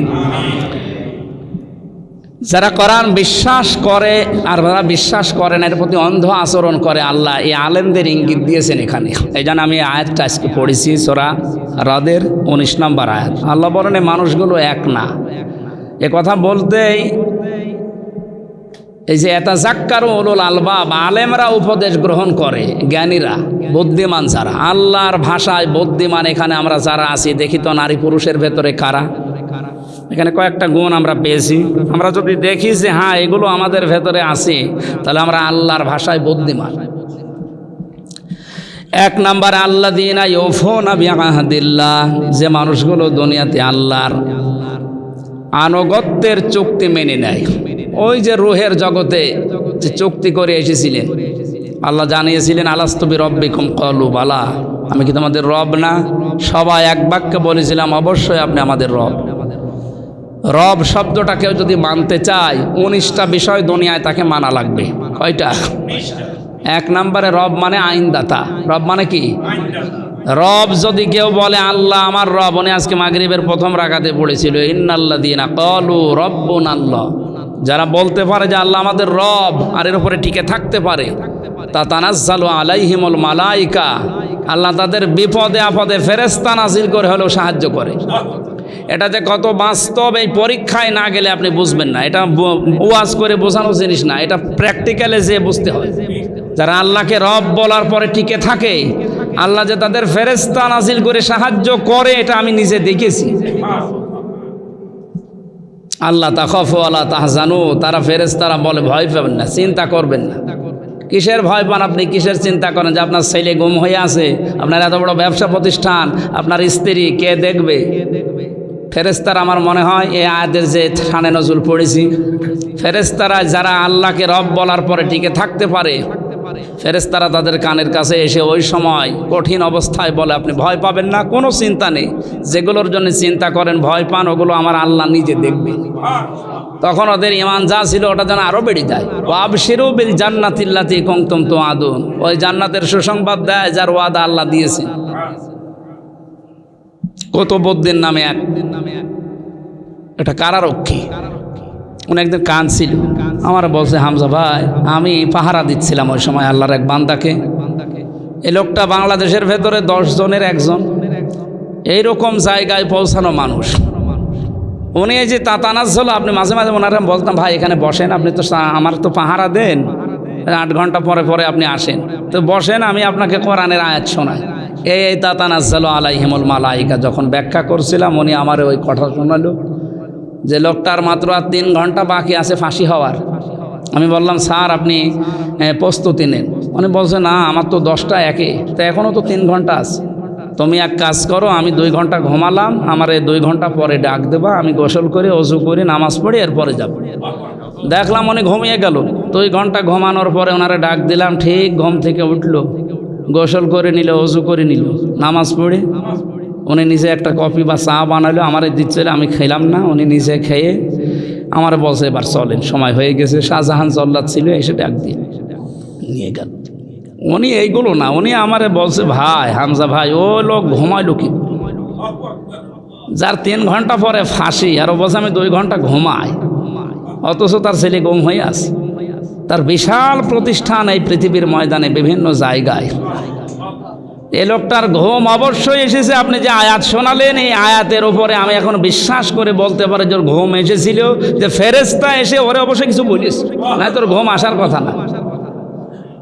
এই অবস্থা মানুষের ঘুম আসে? আপনি আয়াত শুনে ওনার তেলাওয়াত করা খুব সুন্দর তেলাওয়াত করছিল, শুনে আমি একেবারে মানে মোহিত হয়ে গেছে যে সুন্দর লাগছে, কিন্তু এটা বাস্তবে নিয়ে যাওয়া যে কত কঠিন, ওইটা ওয়াজ করে ওই তেলাওয়াত করে বোঝানো সম্ভব না, ওটা ওই জায়গায় যাওয়া লাগে। এই জন্য আল্লাহকে যারা রব বলতে পারবে তাদের বিষয় মানা লাগবে দুনিয়ায় কয়টা? 1 নম্বরে আল্লাহ আইন দাতা, এ কথা আপনাকে মানা লাগবে। এ কথা শুনলে আপনার ভেতর থেকে কি যেন বেরিয়ে আসে, আপনি উল্টাপাল্টা নাম দিয়ে দেন। আমি নামগুলো নাই নিলাম। এই জন্য আল্লাহকে রব আপনি বলছেন, আল্লাহ আমার রব না, 19টা বিষয় দুনিয়ায় মানা লাগবে। 1 নম্বরে আল্লাহ আইন দাতা, এ কথা বিশ্বাস করা এবং প্র্যাকটিক্যাল লাইফ এটা কি করে মানা যায় চেষ্টা করা, আমরা একটাও পারছি না। 2 নম্বরে রবের ব্যাখ্যায় পেয়েছিল হচ্ছে লালন পালনকারী। আমার লালন পালনকারী এখন আল্লাহ না, এনার থেকে আমরা সরিয়ে আমার ব্যবসা, আমার চাকরি, কথা বলেন না কেন, এই সমস্ত বিষয়ের ওপর আমরা লালন পালনের দায়িত্ব ভার দিয়ে আল্লাহকে বাদ দিয়ে দিয়েছি। অথচ রব আমার আল্লাহ, এ কথা আমরা সারা জীবন বলছি, মিলছে না। আল্লাহর সাথে যে অঙ্গীকার করেছিলাম এগুলো যদি আমরা মিলাতে পারি দুনিয়ায়, ওয়ালা ইয়ানকুদুনাল মিসাক, যত প্রতিশ্রুতি আমরা দিয়েছিলাম এই প্রতিশ্রুতিগুলো যেন দুনিয়ায় ঠিক রাখতে পারি। আল্লাহ এবং আল্লাহর সৃষ্টি এই মানুষের সাথে, আল্লাহর সৃষ্টি মানুষের সাথে আমাদের প্রতিশ্রুতি নেই। কত প্রতিশ্রুতি দিচ্ছি, সব ভঙ্গ করে ফেলছি। বুদ্ধিমানের কাজ এইটা না, আপনি নির্বুদ্ধিমান, আপনি পাগল বলা হয় আপনাকে। ওয়াল্লাযীনা ইয়াসিলুনা মা আমারাল্লাহ, এক একটা শব্দের ভেতরে ইয়ানকুদুনাল মিসাকের ভেতরে 27টা বিষয় আছে। কয়টা? আমরা এখন ব্যাখ্যা করতে গেলে অনেক সময় লেগে যাবে। আমার জমার নামাজ কুষ্টিয়ায়, এই জন্য খুব তাড়াতাড়ি করছি। আল্লাযীনা ইয়াসিলুনা মা আমারাল্লাহ, আল্লাহ যে বিষয়গুলো নির্দেশ দিয়েছেন সংরক্ষণ করার জন্য যে সম্পর্ক, এগুলো আজ আমরা অনেকে রাখতে পারছি না। আজ আমরা ধর্ম আত্মীয় নিয়ে পাগল, ধর্ম বোন, ধর্ম বাপ, ধর্ম ভাই, অথচ নিজের আপন বোন গরিব, খোঁজ নেয় না। আরে আপনার ধর্ম ভাই ধর্ম বোন তো অনেক পরে, আগে খোঁজ নেওয়ার কথা রক্তের সম্পর্ক, যেটা আপন বোন আপন ভাই এদের সাথে। নিজের আপন ফুফু রক্তের সম্পর্ক আজ 10 বছর চায় না, অথচ ধর্ম আত্মীয় বানিয়ে রেখেছে, প্রতি মাসে মাসে 3 বার যাচ্ছে। আমি কি বেশি বলে ফেললাম? এই আচরণগুলো বাদ দেওয়া দরকার। আল্লাহ যেগুলো সম্পর্ক ঠিক রাখার জন্য জানিয়েছেন ওইগুলো ঠিক রাখি। ওয়ায়াখশাউনা রাব্বাহুম, এবং আল্লাহকে ভয় করি। আল্লাহ আমাদের রব, তার এই রুবুবিয়াতকে আমাদের ভয় করা দরকার। ওয়ায়াখাফুনা সুআল আযাব, কিয়ামতের কঠোর হিসাবকে ভয় করা দরকার। এই শব্দটার ব্যাখ্যায় আমি তাফসিরে ইবনে কাসির থেকে একটা গুরুত্বপূর্ণ পয়েন্ট বলছি, খাবার খেতে খেতে শোনেন। সূরা মাআরিজের সূরা মাআরিজের 11 নম্বর আয়াত থেকে আল্লাহ রাব্বুল আলামিন কিছু তথ্য আমাদেরকে, মনে হচ্ছে কিয়ামত সংগঠিত হয়ে গেছে। আল্লাহ পাক বলেন, ওয়ালা ইয়াসআলু হামিমুন হামিমা ইউবাসসারুনাহুম ইয়াওয়াদ্দুল মুজরিমু লাউ ইয়াফতাদি মিন আযাবি ইয়াউমিদিন বিবানি। সেদিন শহীদের কাজে আসবে না, যদিও তাদেরকে এক জায়গায় সামনাসামনি করা হবে। এখানে বন্ধুর কথা আছে। তাদের সন্তান আদিকে আল্লাহ পাক বলেন, ওরা আমি আল্লাহর কাছে মুক্তিপণ হিসাবে দিতে চাইবে নিজের সন্তানকে, বলবে আল্লাহ আমার সন্তান আমি দিয়ে দিলাম মুক্তিপণ হিসাবে। ও সাহিবাতিহি ওয়া আখি, আমার স্ত্রীকে দিয়ে দিলাম, আমার ভাইকে দিলাম। ও ফাসিলাতিহি আল্লাতী তুবি, আমার জ্ঞাতি গোষ্ঠী যারা আমাকে আশ্রয় দিত, সামাজিক, রাজনৈতিক, পারিবারিক, এদেরকে আমি দিয়ে দিলাম সব। অমাং ফিল আরদি জামিয়া, এই পৃথিবীতে যত সম্পদ আমার ছিল সব আমি তোমাকে দিলাম। সুম্মা ইউজি, এরপরও আমাকে তুমি নাজাত দাও। আল্লাহ বলেন এই কথাগুলো বলতে বলতে পর্যন্ত যখন আসবে তখন ধমক খাবে, কাল্লা, কখনো না, ইন্নাহা লাযা, তোরে আমি লাজায় দেব। কোথায়? লাজার নাম দিয়েছেন আল্লাহ। জাহান্নামের যে 7টি দরজা আছে, স্তর আছে, তার ভেতরে লাজাটা একটা। এ কথাগুলো আল্লাহ মুক্তিপণ হিসাবে দেওয়ার জন্য ওই মানুষগুলো ঘোষণা দেবে। শেষে আল্লাহ বলবে, তোরে লাজাই দিলাম। লাজা কি? নাজ্জাআতাল লিশাওয়া, এখানে গেলে আগে মানুষের চামড়া খসে যাবে। আমি রিমান্ডে 10 দিন ছিলাম, ওনারা আমাকে বিভিন্ন জিনিস দেখিয়েছিল যে এইগুলো দিয়ে আমরা নখ তুলি, বিভিন্ন জিনিস তুলি, বিভিন্ন জায়গায় এই জিনিসগুলো দেওয়া হয় সত্য বের করার জন্য। আমার রিমান্ডে কষ্ট দিয়েছে শেষের 2 দিন, কিন্তু আমার চামড়া খসেনি। 3টা বছর আমি একটা ঘরের ভেতরে ছিলাম, বিভিন্ন রোগ শোক আমার হয়েছিল, কিন্তু কোনো জায়গায় চামড়া খসেনি। আল্লাহ কোরআনে কারিমে নাজ্জাআতাল লিশাওয়া দিয়েছে যে এমন ঘরে প্রবেশ করাবো, ঢুকতে দেরি, চামড়া খসতে দেরি হবে না। তার মানে আপনি নিজে কল্পনায় নিয়ে যান তো যে ঘরটা এত সহজ ঘর না, এমন একটা কঠিন জায়গায় আল্লাহ নিয়ে যাবেন আযাব দেওয়ার জন্য, যেখানে গেলে আগে চামড়া খসে যাবে। আল্লাহ আমাদেরকে হেফাজত করুন, বলেন আমিন। আল্লাহ বলেন এটা ডাকবে কাদের জানো? এই যে চামড়া খসা ঘর। আবার বলছি, চামড়া খসে যাওয়া এই ঘর কাদেরকে ডাকবে জানো? তাদউ মান আদবারা ওয়া তাওয়াল্লা, যাদেরকে সত্যর দিকে ডাকা হয় কিন্তু তারা জানা শোনার পরেও মুখ ফিরিয়ে অহংকার করে কেটে পড়ে ওদিক থেকে। আর এই চরিত্রের মানুষ বাংলাদেশে বেশি। সত্যকে সত্য জানার পরও আপনি মানতে চান না, কারণ আমার দলের লোক না, আমার বাবার মুরিদ না, এই কথা ভেবে আপনি মানতে চান না, অথচ জানেন যেটা সত্য কথা। এরপরে আছে জামা ফাওয়া, দুনিয়ায় যারা সম্পদাদি উপায় করে আর এটা সংরক্ষণ কি করে করা যায় এই চিন্তা ভাবনায় মেতে থাকে। এই দলের মানুষ দেশে নেই। কি করে শুধু জমানো যায়, এটাকে সংরক্ষণ করে রাখা যায়। যা জমিয়েছেও যদি কিয়ামত পর্যন্ত হায়াত পায় তাও মনে হয় শেষ হবে না, এরপরও জমানো শেষ নেই। এই 2টা গুণের অধিকারী মানুষদেরকে আল্লাহ বলেন এই লাজা ডাকবে চামড়া খসানোর জন্য। বলেন নাউজুবিল্লাহি মিন যালিক। ওয়া ইয়াখাফুনা, ভয় করো সুওয়াল আযাব, এই আযাবকে। ওয়াল্লাযীনা সাবারু বিতিগা ওয়াজহি রাব্বিহিম, যারা তাদের মালিকের সন্তুষ্টি লাভের জন্য বিপদে আপদে ধৈর্য ধারণ করে। এই ধৈর্যটা কি করে ধারণ করা যায়? এরকম বিপদে না পড়লে এটা ওয়াজ করে বোঝানোর বিষয় না। যদি এরকম জায়গায় পড়েন গাড়া কলে, তাহলে বুঝবেন যে ধৈর্য কত প্রকার, কি কি কাহাকে বলে। আকামুস সালাত, যারা নামাজ কায়েম করে। নামাজ কায়েম কি?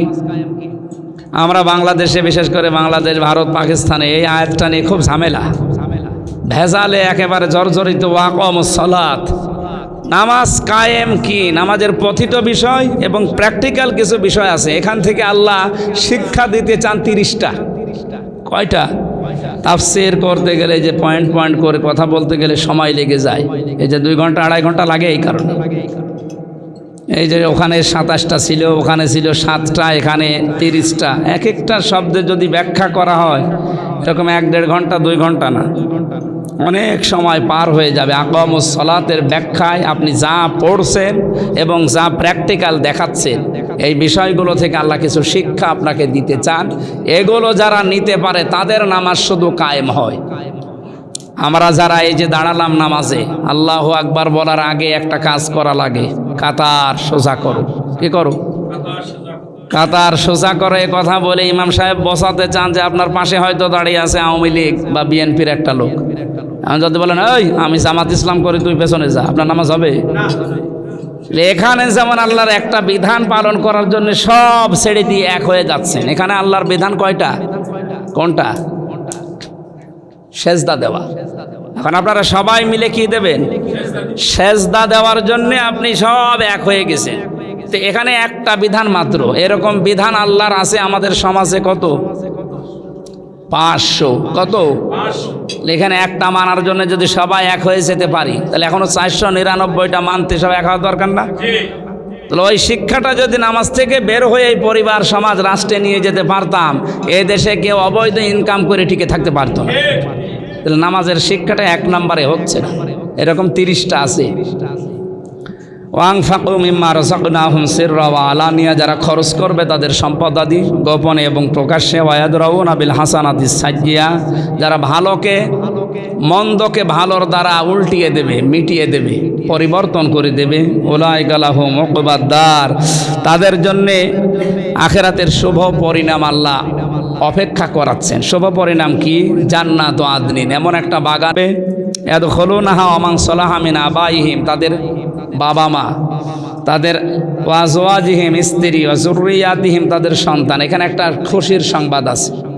আমরা যারা আজ নিজের পরিবার, নিজের বাবা মা, স্ত্রী, পুত্র, সন্তান আদিকে সত্যি তৈরি করতে পারবো ইসলামী অনুযায়ী, তাদেরকে কিয়ামতে আল্লাহ এক জায়গায় থাকতে দেবে। এই যে আপনার পরিবারস্থ লোক, আপনার বাবা মা, আপনার স্ত্রী, সন্তান, সবাইকে আপনি একই ফ্ল্যাটে, একই জান্নাতে থাকতে পারবেন। এই আয়াতটা তার প্রমাণ। এটা 23 নম্বর আয়াত সূরা রদের। আল মালাইকাতু ইয়াদখুলুনা আলাইহিম মিন কুল্লি বাব, প্রত্যেক দরজায় ফেরেশতারা স্বাগতম সম্ভাষণ দেওয়ার জন্য তারা দাঁড়িয়ে থাকবে। সালামুন আলাইকুম, তোমাদের ওপরে শান্তি, বিমা সবারতম, কারণ তোমরা পৃথিবীর বহু জায়গায় ধৈর্য ধারণ করেছিলে। ফানি'মা উকবাদ্দার, এটা কোরআনে কারিমের সূরা রদের 24 নম্বর আয়াতের শেষের আল্লাহ বলেন কত উত্তম ঘর আখিরাতের এই ঘর। আল্লাহ এই ঘরকে তৈরি করার জন্যে নামের আগে শুধু আলেম যাদের আছে তারাই আলেম না, দিন মানতে গিয়ে যতটুকু আপনি শিক্ষা করেছিলেন আপনি অতটুকু বিষয়ের আলেম। কথা বুঝতেছেন? নামাজ পড়তে গেলে 13টা ফরজ 14টা ওয়াজিব জানা লাগে, আর 19টা নামাজ ভাঙার কারণ জানা লাগে। এই বিষয়টা কেউ যদি আয়ত্ত করে নামাজ পড়তে পারে ও নামাজের আলেম। জাকাত দেওয়া লাগে 8 জায়গায়, কয় জায়গায়? 8টা খাত জেনে কি সম্পদের কি জাকাত দিতে হয় কতটুকু, এটা জানার মাধ্যমে যদি দুনিয়া আমল করতে পারেন আপনি জাকাতের আলেম। তাহলে যে যেই বিষয় যতটুকু জানে ওই বিষয়েরও কি ওর নামের আগে মাওলানা মুফতি মুহাদ্দিস লেখা থাক আর না থাক। আমাদের এই দেশে আমরা আলেম শুধু ওই যে সার্টিফিকেট দাঁড়িয়ে এদেরকেই মনে করি। যেন উম্মার এই দুর্দিনে আলেমদের করণীয় হবে যে গভীর যে ষড়যন্ত্রগুলো চলছে এই বিষয়গুলোর সামনে এনে আমার উম্মাদেরকে সতর্ক করা, আর আল্লাহর ভাষায় যারা বুদ্ধিমান এই 7টা কাজ আমাদের এই বাস্তব জীবনে প্র্যাকটিক্যাল লাইফে সেট করা। আল্লাহ আমাদের তাওফিক দিন, আমিন। বারাকাল্লাহু লানা ওয়া লাকুম ফিল কোরআনিল আযীম। আমরা সংক্ষিপ্ত যেহেতু মুসাফির অবস্থায় আছে একটা মোনাজাতের মাধ্যমে শেষ করব। কারো যদি কোনো প্রশ্ন থাকে 5-7 মিনিটে আপনারা বলতে পারেন। 18 সেপ্টেম্বরে মাহফিল নেওয়া আছে তো ঠিক? বায়তুল শরফের সামনে জাহিদ ভাই মাহফিলটা দিয়েছে 18 সেপ্টেম্বর, এটা বাদ মাগরিব নাকি? মাগরিব থেকে শুরু হবে, ওখানে যদি সময় পান যাবেন 18 সেপ্টেম্বর। আমরা খাওয়া দাওয়া হয়ে গেছে তো? এমনিতেই যে আলোচনা সংক্রান্ত কোনো প্রশ্ন যদি থাকে 5-7 মিনিট ছাড় আছে, আপনারা বলতে পারেন। আমরা সর্বোচ্চ 5-7 মিনিট পরে মোনাজাতের মাধ্যমে এখানে নামাজ পড়ে তারপরে বিদায় নেব। এই কথা বলা যাবে না ভাই, কেউ প্রশ্ন করতে চাইলে বলেন, স্যারের মাধ্যমে আমি নিয়ে কয়েক মিনিট মাত্র।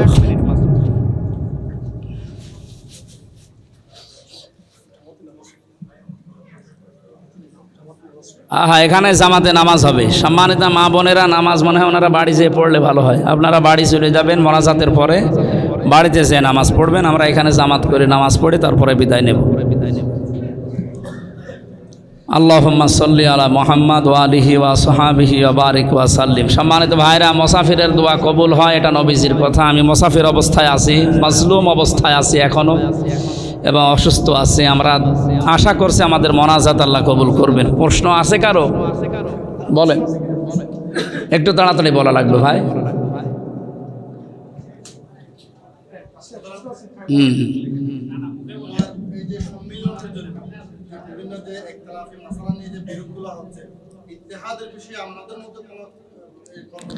হ্যাঁ ঠিক আছে, বুঝতে পেরেছি। আমরা কয়েকটা কর্মসূচি সামনে নিয়েছে। 12 তারিখে সব ঘরানার আলেম এবং ওলামাদেরকে নিয়ে ঢাকা একটা সেমিনার হবে। এখন ওখান থেকে 5-6টা কর্মসূচি আসবে। আশা করছি সবাই এক জায়গায় হবে বড় বড় বিষয়গুলো নিয়ে। ইখতিলাফপূর্ণ যে বিষয়গুলো আছে এগুলো আমরা বাদ দেব। আমাদের ইফতিরাক এটা যেহেতু হারাম, ইখতিলাফ থাকবেই, এটা চলে আসতেছে 1500 বছর ধরে, এটা থাকবে, কিন্তু ইফতিরাক যেন না হয়। মত পার্থক্য করে একটা আয়াত স্যার পড়ছিল না যে শারআ লাকুম মিনাদ-দ্বীন, এই আয়াতের মাঝখানে কিন্তু এই শব্দটা ছিল যে প্রত্যেক নবীকে আল্লাহ এই আদেশটা দিয়েছিলেন যে আকিমুদ্দিন, যে দিন কায়েম করো, ওয়ালা তাতাফাররাকু ফি, এ বিষয়ে কোনো মত পার্থক্য করা যাবে না। আমরা এই বিষয়টা সামনে নিয়ে একটা কাজ চালাচ্ছি। 12 জুন একটা অনুষ্ঠান আছে ঢাকাতে, কয়েকদিন আগে একটা হয়েছে খ্রিস্টানদের অপতৎপরতা নিয়ে একটা অনুষ্ঠান। এভাবে জাতিকে সতর্ক করার জন্য বিশেষ করে আলেমদেরকে ছোটোখাটো যে বিষয়গুলো নিয়ে ওগুলো আপনাদের কাছে থাকবে। আপনি হাত তোলেন আর হাত মোনাজাত করে ছাড়েন, আর হাত ছেড়ে দিয়ে মোনাজাত করেন, এগুলো বিষয় সামনে আসবে না। উম্মতের যেগুলো দরকার সামনে, ওইগুলো নিয়ে আমরা সামনে কাজ করার চেষ্টা চালাবো। ওটা মনে হয় সূরা আলে ইমরানের 64 নম্বর আয়াতটাকে সামনে নিয়ে ওই কাজ চালাচ্ছে। 12 তারিখ পর্যন্ত একটু দেখেন, সামনে আসবে ইনশাল্লাহ।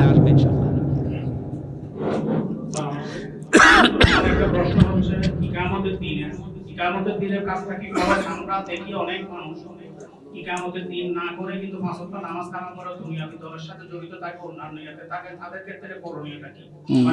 ঠিক আছে, এই কথা বলেন কেন? গুরুত্বপূর্ণ একটা প্রশ্ন। সম্মানিত ভাইরা, আমরা নামাজ পড়ি, রোজা রাখি, হজ করি, জাকাত দেই, এরপর আরও আনুষঙ্গিক ইসলামের কিছু কাজ করি। আমি যে মরা সুন্নতের কথা বললাম, দিন কায়েম করা, কোরআনে কারিম 10 বছর নবীজি চালিয়েছিলেন, এটা কায়েম করা। এইটা না করে যদি পৃথিবীর কোনো তন্ত্রমন্ত্র প্রতিষ্ঠা করার জন্য আপনি কাজ করেন আর নামাজ পড়েন, রোজা করেন, হাদিস হচ্ছে সবগুলোকে আল্লাহ ধোলার সাথে মিশিয়ে আপনার মুখের ওপরে পুরাতন কাপড়ের মতো নিক্ষেপ করে জাহান্নামে দেবে। নবীজির হাদিস হচ্ছে, যদি নামাজও পড়ে, রোজাও রাখে, আর মনে মনে করে আমি তো মুসলমানই আছি। এই জন্য দিন প্রতিষ্ঠার কাজ এটা নফল না, এটা ফরজ। নামাজ পড়া যেমন ফরজ, আমি আবার বলছি, প্রতিষ্ঠা করে দেখানো লাগবে এটা ফরজ না, কিন্তু চেষ্টা করা ফরজ। আপনি চেষ্টা করে যাবেন, কায়েম হলে ভালো, না হলে তো আপনার বেতন আছে। এই জন্য এই কাজটা কেউ ভুলেও করেন না। আপনি এদিকেও করেন, আবার ওদিকে ঘৃণাও করেন না, আপনার সব বরবাদ হয়ে যাবে। আশা করছি এই ভুলটা আপনার জীবনে যেন না আসে বা না হয়। আপনি সতর্ক হবেন, আপনি তো বুদ্ধিমান মানুষ, সতর্ক হবেন, আপনার জীবনের টার্গেট বানিয়ে নেবেন নামাজের মতো, রোজার মতো, জাকাতের মতো দিন এই পৃথিবীতে যেন কায়েম হয়। পদ্ধতি হয়তো বিভিন্ন আলাদা আলাদা থাকতে পারেন, কিন্তু চেষ্টা করা লাগবে। আপনার কাছে যেটা সঠিক মনে হয় ওইটা সামনে নিয়ে আপনি চেষ্টা করবেন। আমিন। আর আছে কাউকে কিছু জানার মতো? বলেন, তাড়াতাড়ি বলুন।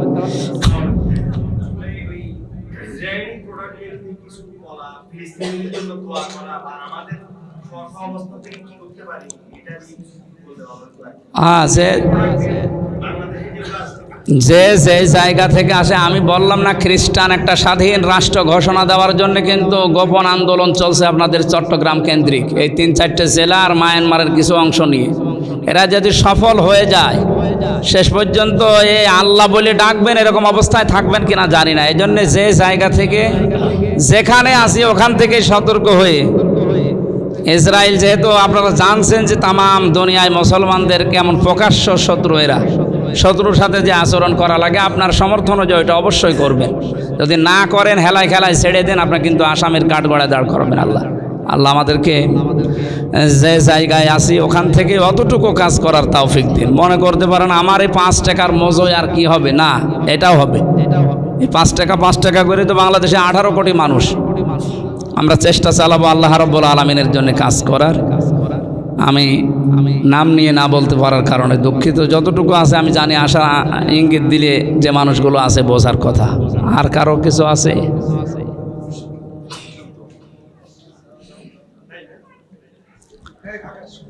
এই যারা দাঁড়িয়ে আছেন ওই জায়গায় যদি বসার জায়গা থাকে বসেন। আমরা মোনাজাতে যাব, 2-4 মিনিট মোনাজাত করব। মনের ভেতরে যার যে কামনা বাসনা আছে, জায়েজ আশাগুলো আপনি মাথা নিচু করে চক্ষু বন্ধ করে মোনাজাত কবুল হবে 100 এই নিয়ত করে বলবেন, আল্লাহুম্মা আমিন। রব্বানা যালামনা আনফুসানা ওয়া ইল্লাম তাগফির লানা ওয়া তারহামনা লানাকুনান্না মিনাল খাসিরিন। রব্বুল আলামিন চট্টগ্রাম রাউজান ক্লাব কর্তৃক আয়োজিত তোমার কোরআনে কারিম থেকে কিছু কথা আমরা গুনাহগার বান্দা বান্দি শুনেছি, বলেছি, এখন আমল করার তৌফিক চাই। আল্লাহ তুমি আমাদের জীবনে এগুলো সেট করে দাও। এই ছোট্ট আয়োজনে তুমি যদি খুশি হয়ে থাকো, তোমার হাবিব জানিয়েছে কোরআনের জন্য যে যতটুকু আগাবে আল্লাহ পাক তার দিকে অতটুকু এগিয়ে যাবে। এত ব্যস্ত মানুষ আমরা, সব কাজ বাদ দিয়ে তোমার কোরআন শোনার জন্যে, বোঝার জন্যে, আমল করার জন্যে ছুটে এসেছি। যতটুকুই বুঝলাম আল্লাহ আমাদের প্র্যাকটিক্যাল লাইফে তুমি সেট করার তৌফিক দাও। আল্লাহ তাআলা কোরআনে কারিমের সাথে মরণ পর্যন্ত লেগে থাকতে পারি এরকম ঈমান আমল আমাদের বাড়িয়ে দাও। আজকের আলোচনায় যদি তুমি দয়া করে সওয়াব দাও, কিয়ামতে যিনি সুপারিশ করে আমাদের জান্নাতে নিয়ে যাবে, নবীর রওজায় পৌঁছাও। দুনিয়ার মাটির নিচে ঈমান নিয়ে যারা ঘুমিয়ে আছে আল্লাহ এদেরকে ক্ষমা করে দাও। মা বাপ যারা হারিয়ে ফেলেছে আল্লাহ মা বাপকে মাফ করে দাও। বিশ্ব নবী মাঝে মাঝে মায়ের কবরের পাশে গিয়ে কাঁদতেন। সাহাবীরা বলে, হুজুর আপনি কাঁদেন কেন? নবীজি বলেন, সাহাবীরা আমার মায়ের ওই ছোটবেলার আদরের কথা আমার মনে পড়ে গেছে। রব্বুল আলামিন যাদের মা নেই, যাদের বাবা নেই, তুমি তাদের চোখের দিকে তাকাও, তারাও কাঁদতেছে। নবীজি জানিয়েছেন মা বাবার জন্য যদি এক ফোঁটা চোখের পানি কেউ ফেলতে পারে আল্লাহ তারে মাফ করে দেয়।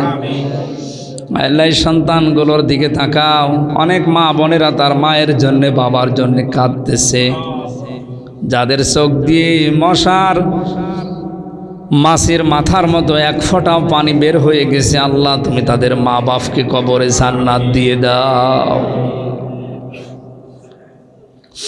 মন থেকে আপনি আল্লাহর ওই শেখানো দোয়াটা পড়েন, রব্বির হামহুমা কামা রব্বায়ানি সাগীরা। আল্লাহ তাআলা এই আয়োজনে যেইভাবে এগিয়ে এসেছে, কেউ কথা দিয়ে, কেউ পরামর্শ দিয়ে, কেউ টাকা পয়সা দিয়ে, কেউ শ্রম দিয়ে, কেউ সময় দিয়ে, এদের সবগুলো তুমি হযরত ওসমানের সাথে কবুল করে নাও। সেই কুষ্টিয়া থেকে পর্যন্ত কোরআনের কথাগুলো বলার জন্য তোমার যে বান্দার মাধ্যমে এসেছি, ডাক্তার ওমর ফারুক, আল্লাহ তার জীবনকে ওমর ফারুকের মতো বানিয়ে দাও। মাওলানা এম হাসিবুর রহমান ভাইকে কবুল করো। এখানে সম্মানিত ইমাম মাওলানা তহিদুর রহমান সহ ডক্টর আমিনুল ইসলাম সহ যত সম্মানিত ব্যক্তিবর্গ আছে, আল্লাহ এদের সম্মান তুমি বাড়িয়ে দাও। দুনিয়ার মানুষ আমাদেরকে বিভিন্ন উপাধি দিয়ে সম্মান দেয়, আসল সম্মান আল্লাহ তোমার কাছে। কিয়ামতের ময়দানে বিচার যখন করবা, আল্লাহ গোপনে বিচার করে মাফ করে। রব্বুল আলামিন ভয় হয় মাঝে মাঝে নামের আগে আলেম লেখা আছে, এই কারণে না জানি কিয়ামতে তোমার মামলার আসামি হয়ে যায় কি। আমাদেরকে বাঁচাও আল্লাহ। আমরা অনেকে অসুস্থ আছি, শিফায়ে কামেলা আজেলা নসিব করো। মা বোনেরা অনেকেই অসুস্থ, আল্লাহ তাদেরকে তুমি শেফা দাও। মোরশেদুল আলম তোমার এক বান্দা দোয়া চেয়েছে, রব্বুল আলামিন শেফায়ে কামেলা আজেলা নসিব করো। আমাদের মনের রোগগুলো দূর করে দাও, শিরিক বেদাত আমাদের থেকে দূরে রাখো আল্লাহ। যে ষড়যন্ত্র চলছে গোপন স্বাধীন খ্রিস্টান রাষ্ট্র বানাতে, আল্লাহ তুমি নস্যাৎ করে দাও। তোমার এই জমিনে শিরিক হবে আর তুমি বসে বসে দেখবে, আল্লাহ আমরা কখনো মানতে পারি না। ঈমান থেকে দোয়া করছি, আল্লাহ এই ষড়যন্ত্র তুমি ধ্বংস করে দাও। আমাদের দেশের স্বাধীনতা সার্বভৌমত্ব তুমি অখণ্ড রাখো আল্লাহ। এ দেশ মাতৃকা যারা পাহারা দেয়, বাংলার প্রশাসনের ওপরে তোমার রহমত নাজিল করো। এদেশের দায়িত্বে যারা আছে, আল্লাহ তাআলা প্রধানমন্ত্রী থেকে শুরু করে যত মানুষ দায়িত্ব পালন করছে, হযরতে ওমরের মতো সততার সাথে পালন করার সুযোগ দাও। দেশভর যত কর্মকাণ্ড আছে সব তুমি নস্যাৎ করে দাও। এই চট্টগ্রামের উপরে তোমার রহমত নাজিল করো। যত মানুষ এই বিভাগের নিচে শুয়ে আছে, আল্লাহ কবরগুলো জান্নাত বানিয়ে দাও।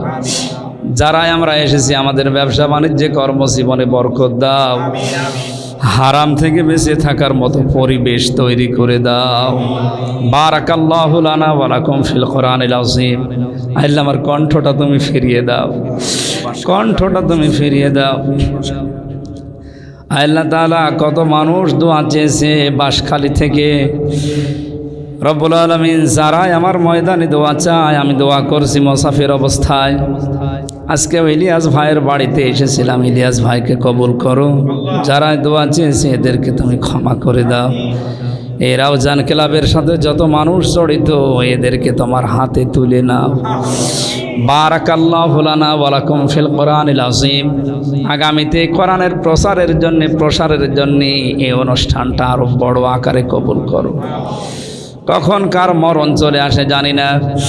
এই চট্টগ্রামের বাজারে কার কাফনের কাপড় এসে গড়াগড়ি করছে আমরা জানি না। রব্বুল আলামিন মেহেরবানি করে মানুষ কাফনের কাপড় গায়ে দেওয়ার আগেই আমাদের ঈমানের কাপড় গায়ে জড়িয়ে দেয়। চট্টগ্রাম বিভাগে আসলে কোরআনের জন্য যারা বুকে টেনে নেয়, আমার জাহিদ ভাই সহ, আল্লাহ তাআলা কোরআনের জন্য আমিও ভালোবাসি তাদেরকে, এই মানুষগুলোকে তুমি মাফ করে দাও, তাদের শেফায়ে কামেলা আজেলা নসিব করো। আজকে অনুষ্ঠানের জন্য যেইভাবে এগিয়েছে তোমার রহমত নিয়ে আল্লাহ তুমি ওদের দিকে ওইভাবে এগিয়ে যাও। তোমার বান্দাদেরকে যারা খাবার খাওয়িয়েছে এগুলো সাদগা হিসাবে কবুল করে নিও। আল্লাহুম্মা ইন্নী আসআলুকা শাহাদাতান ফি সাবিলিক ওয়া জাআল মাউতি ফি বালাদি রাসূলিক। যখনই আজরাইল আসবে যেন পড়তে পারি লা ইলাহা ইল্লাল্লাহু মুহাম্মাদুর রাসূলুল্লাহ।